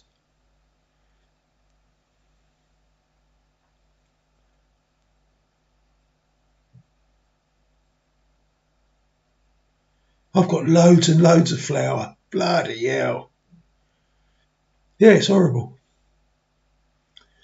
Well, look at the Fukushima. What's that? Them two power stations in Japan. They're all leaking, and we was getting that. They had wild salmon in Costco's in a tin. What was it? It goes into Alaska. Of course, they all swim round fucking the Aleutian Islands and probably all round the North Pacific and everything before they migrate back into the Alaskan rivers. But now you don't know what's going on around all that Northern Pacific with Japan and all those radiation leaks. So I stopped buying that wild fish. I forget, it's this socket salmon or something, some strange name.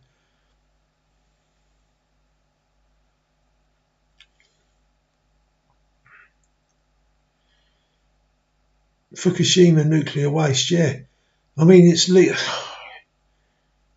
know, Jesus is going on a uranium diet. Yeah, it's fucking start raving mad. Anyone who comes and looks at the comments here, I think this lot are fucking round the bend. The goal is to do, you know what, I'm wasting my time reading this. The real thing about this story is not what this Cohen guy's saying. It's the fact, look, everything's fucking burned except for the trees. And, you know, was it the Chinese with their electromagnetic pulses and didn't touch the trees? I mean, there are certain trees that resist bushfires. I think it's in Australia. Because from a nature's point, what's that about the Rothschilds you've been retracting there?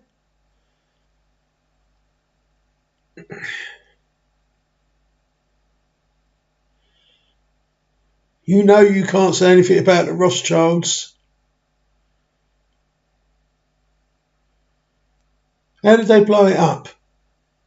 I thought it was a fucking tidal wave, wasn't it?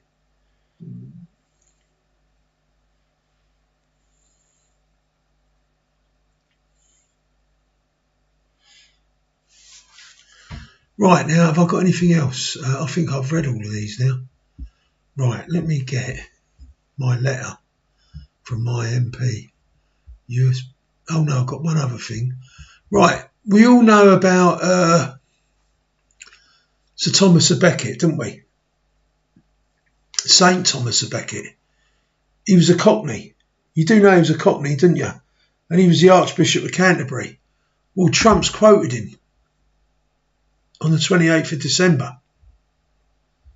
So I'm going to read about it, what Trump was saying about him. And he's quoted an English martyr. And what Thomas à Becket did, he resisted the power of the king. and said the king is, God. God is the supreme power, and I don't bow to the king.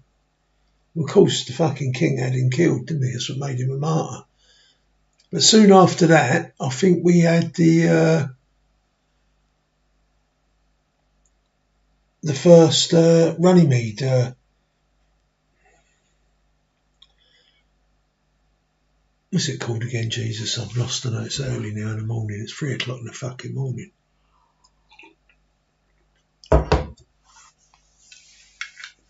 $12.15. Come and help me out, Jesus. Come on. Magna Carta. 45 years after Thomas à Becket got killed, where the king's power could become limited.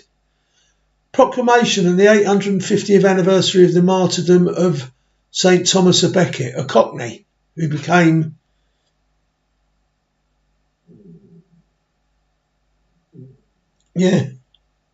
Oh, we'll be sent to the gulag, all right, Tracy.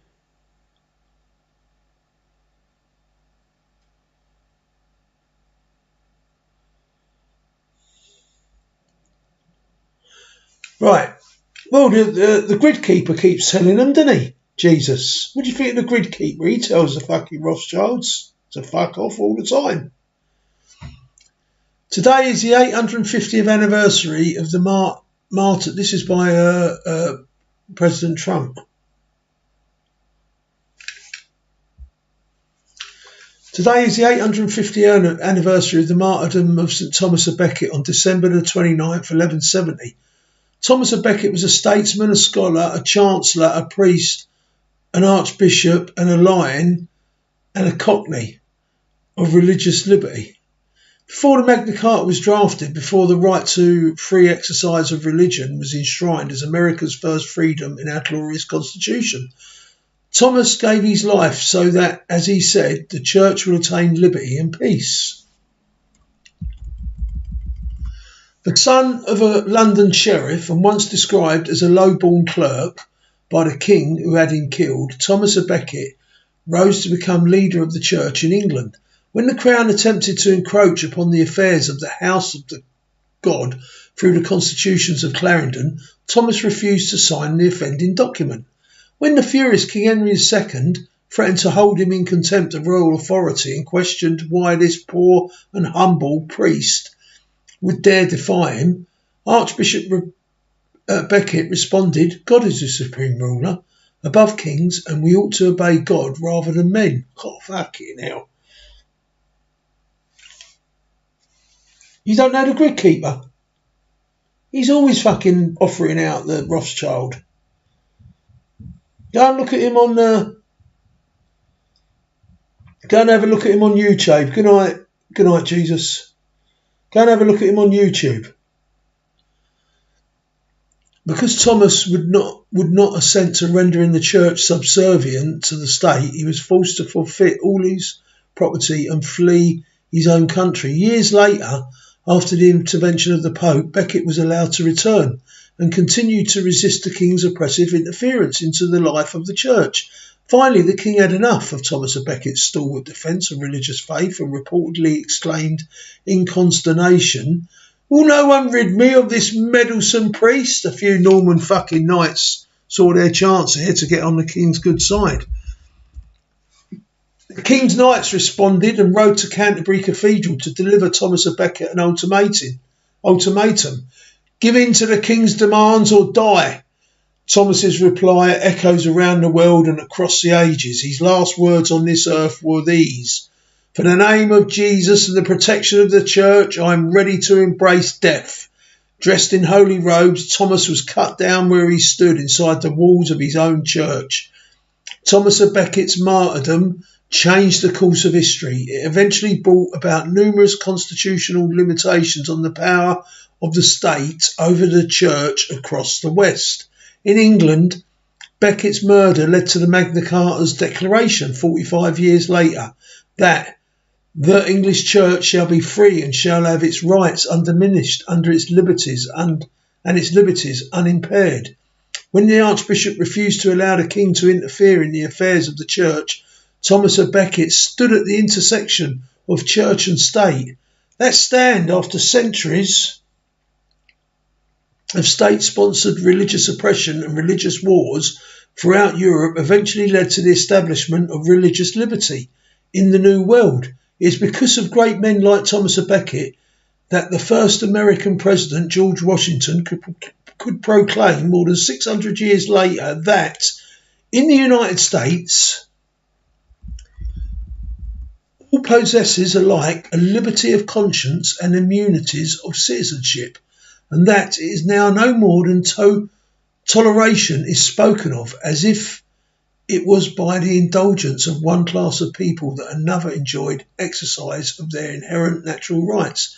Thomas à Becket's death served as a powerful and timeless reminder to every American that our freedom from religious persecution is not a mere luxury or accident of history, but rather an essential element of our liberty. It's our priceless treasure and inheritance, and it was bought with the blood of martyrs. As Americans, we were first united by our belief that rebellion to tyrants is obedience to God, and that defending liberty is more important than life itself. If we are continued to be the land of the free, no government official, no governor, no bureaucrat, no judge, no legislator must be allowed to decree what is orthodox in matters of religion or to require religious believers to violate their conscience. No right is more fundamental to a peaceful, prosperous and virtuous society than the right to follow one's religious convictions. As I declared in Krasinski Square in Warsaw, Poland on July 6, 2017, the people of America and the people of the world still cry out, "We want God." On this day, we celebrate and revere Thomas à Becket's courageous stand for religious liberty, and we reaffirm our call to end religious persecution worldwide. In my historic address to the United Nations last year, I made clear that America stands with believers in every country who ask only for freedom to live according to the faith that is within their own hearts. Good night, Mark.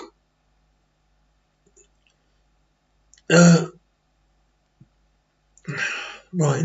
I also stated that global bureaucrats have absolutely no business attacking the sovereignty of nations that wish to protect innocent life.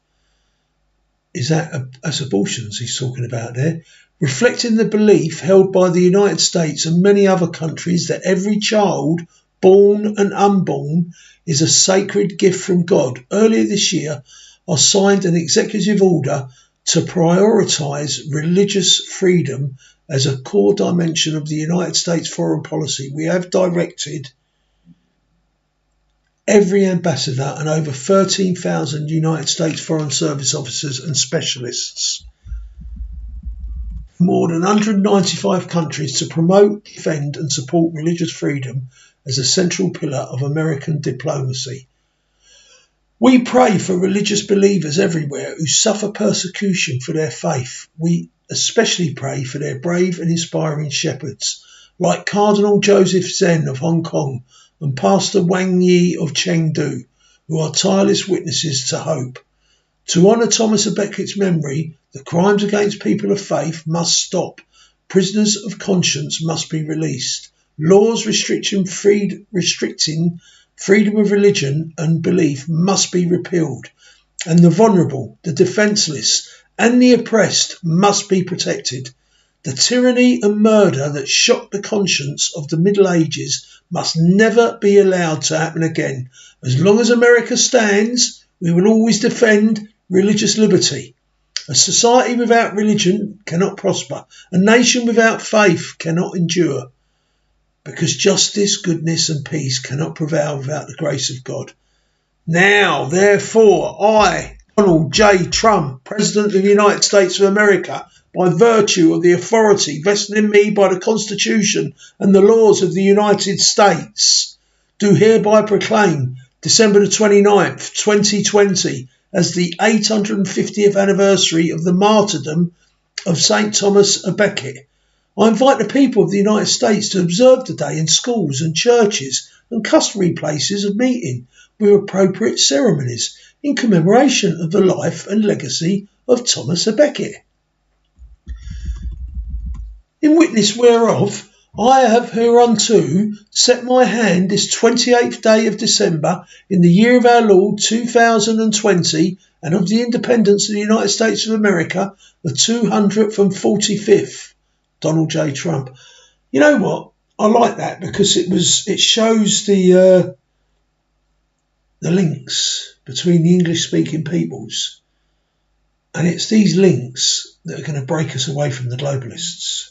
This is what I believe. This is what I believe, and we're getting closer and closer to find out if this is true, and we're going to clean out. We're going to see America cleaned out of its corruption, and this is going to spread. Because we speak the same language, it's going to spread through Canada and Britain and Australia and New Zealand first, and then it'll go through the European Union. And then, of course, the Chinese Communist Party is going to fall, and it's going to become the Federal Republic of China. And it will shrink a bit like the Soviet Union shrunk, because Tibet wants freedom, and other parts of China that China's had hegemony over, it's going to break down, and it's rightly so as well. Thank you, Tracy, for coming on. I'm pretty much finished now anyway. But thanks all for listening. I hope you didn't mind that little bit, because I think it's important that we see the links, and we see that Donald Trump is an Anglophile. You know, his mum was from Stornoway.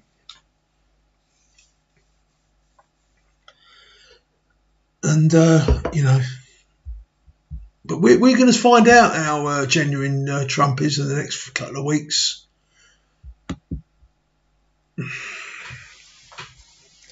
I was going to read the letter, but it's gone 3 o'clock in the morning from my MP, but I'll do it another stream. But who's still on there? Is anyone still on? Because I'm done now. I've got a bit of Christmas pudding there, but I'm going to leave it. I'm not going to eat it.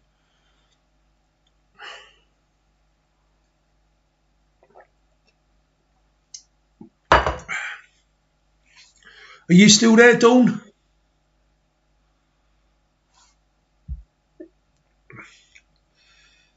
Bloody hell, everyone's gone. It was just Mark, Tracy and Jesus talking to me. Dawn must have gone ages ago. I think Dawn fell asleep. Fucking hell.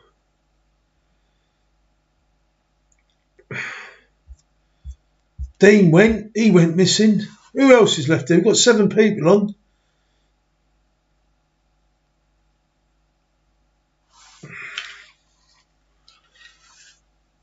Right. Yeah, I've got to go to bed. Listen, thanks for coming on, everyone. For all the silent ones out there.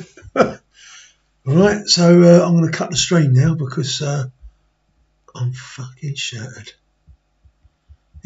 Right, tomorrow is a triple day for me. It's my twin boy's birthday. It was my dad's birthday. Well, it's just now. It's their birthday today.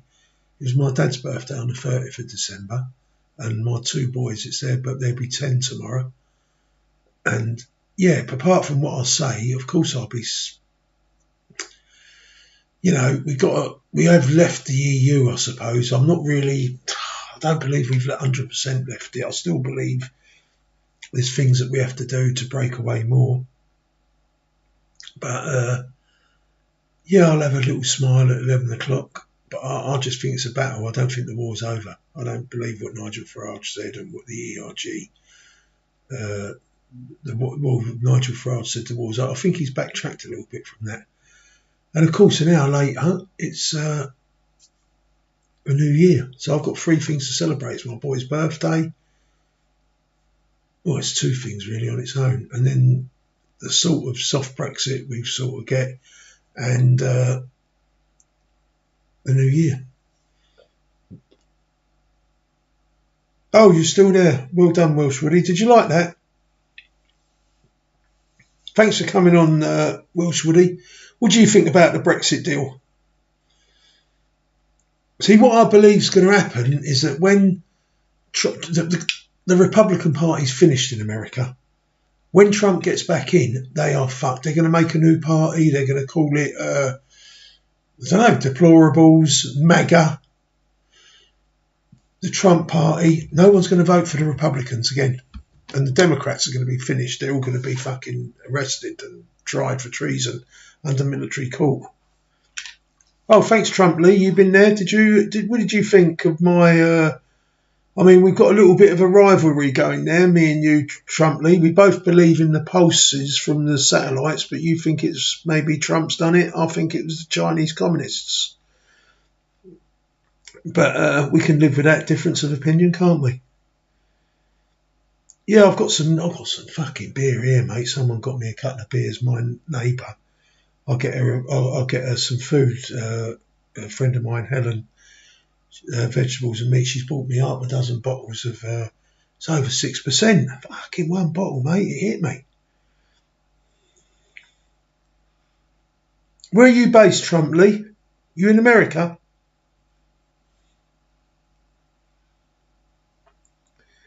Well, I've got some fireworks. We never let them go on bonfire night. They said, you know what, I ain't going to let them fireworks go until Trump gets back in. That's when I'm going to let the fireworks go. Fucking hell. And then I'm going to put my flags up with Donald Trump. So what I'm trying to say is that we've got to America will destroy the Republican Party, and they're going to destroy the Democratic Party, right? So politics is going to change forever in America. Every now and again you have to do this, every 100 years or so. It gets corrupted. Mark was asking me, the dual-faced monkey, was there ever a time when there was good politicians? Yes, there was. In 1688 and 1776. They were a lot closer to the people, and they give the people rights like you can only imagine. But what have they done since? We all had the right to bear arms. America got it from England. The founding fathers were English. But as the centuries went on, they took it away from the English. Well, they have and they haven't. But they've took it away from the Canadians and the Australians, and the New Zealanders had it taken away more recently, I think, after that mosque attack. And they've had so many false flags of shootings in schools, shooting in shopping malls and shooting in airports, the three places they stopped allowing guns to be.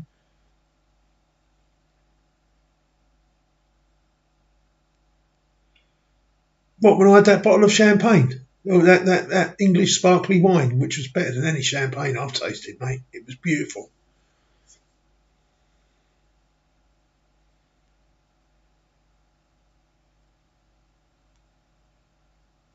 Oh, you're in Kent. We'll have to agree to disagree on that one, Trump Lee. But the truth will all out eventually.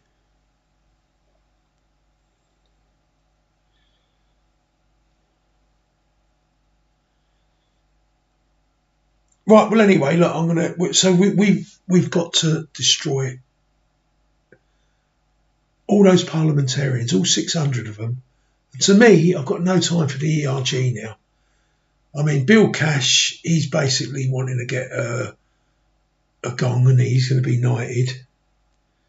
Yeah, taxation is theft. It was brought in by the Rothschilds to pay for the Napoleonic Wars, a temporary measure. Well, it's fucking how temporary. It's 200 plus years. It's got to go.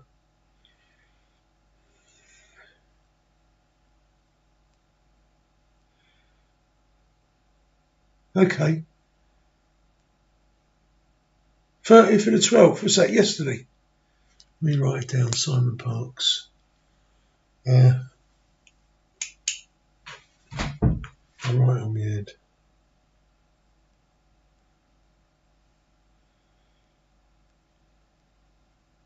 Whereabouts in Kent are you, Sammy? Trump?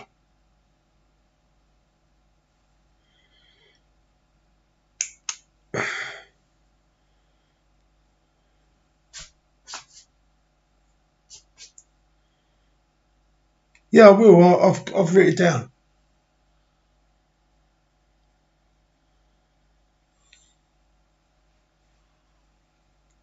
I'm not going to watch it now. It's too late.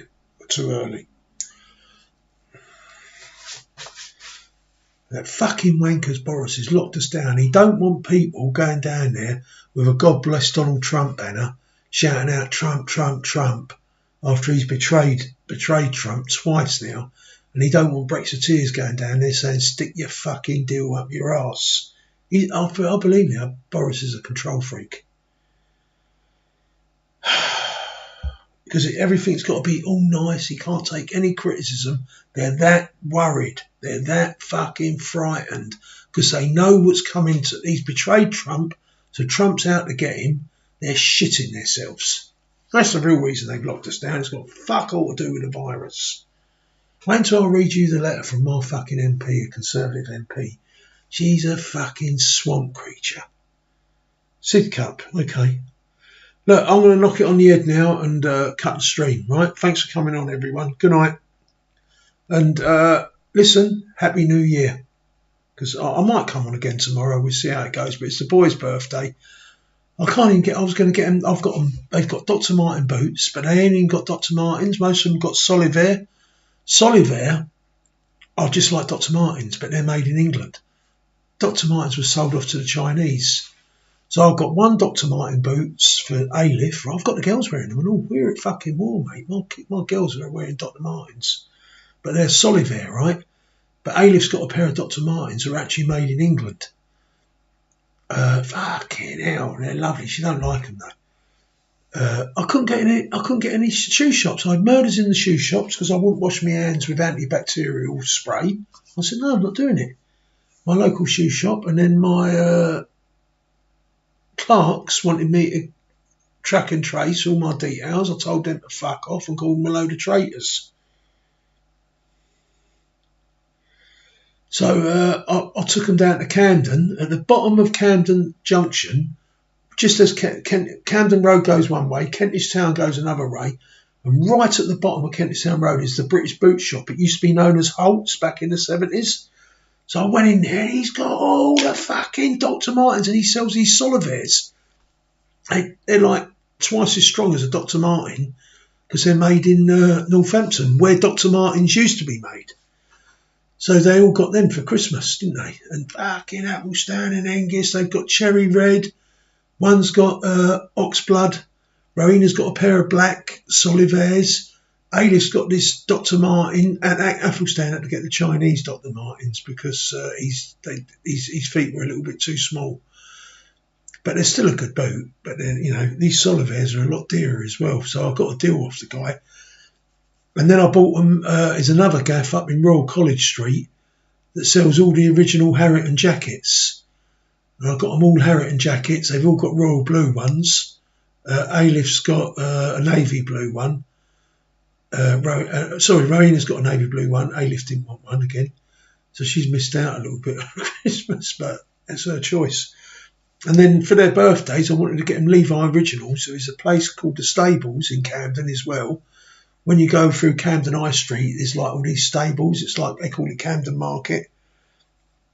And well, we're going to war, Welsh Woody. So my kids are going to have to learn to start looking after themselves. So they've got the Harrington jackets, they've got the Dr. Martens or the Solivairs. The Solivairs, you want to see them? I used to wear Southerners, Dr. Martens, 10-hole steel toe caps, or Highlanders. They were brown, the Southerners. The Highlanders were black soft leather steel toe caps. They got them in the shop, hadn't they? 195 quid, Solivair, Southerners. Fucking hell, I want a pair, but I'm going to have to do a deal with him. He's going to have to knock a bit off of it. I can't pay 195 quid for a pair of DMs. But these Solivair are the business. So it's exactly the same as Dr. Martens. They've just got a different name. I'm not bothered about that because they're made in England. Dr. Martin is made in China now. So anyway, they got to get Levi Original jeans and Food for Thought. Do you remember Food for Thought that used to come on? She's going to get them some Fred Perry's. So they're going to look the part, my boys. I said, you're going to look the proper part. And they've got these boots on. They look at themselves just totally different now. And all the other boys are going to look at them. And they're saying, all the other lads. I said, no, the other kids around here can't wear them. They're all middle class. Only working class people can wear Solivair or Dr. Martens. So the boys love it, don't they? Anyway, that's basically what we're doing. So, but all the shops were closed. We went down to Camden to get fucking everything was closed. So they're gonna have to wait until just gonna have to wait, aren't they? Who's the cash in their pockets?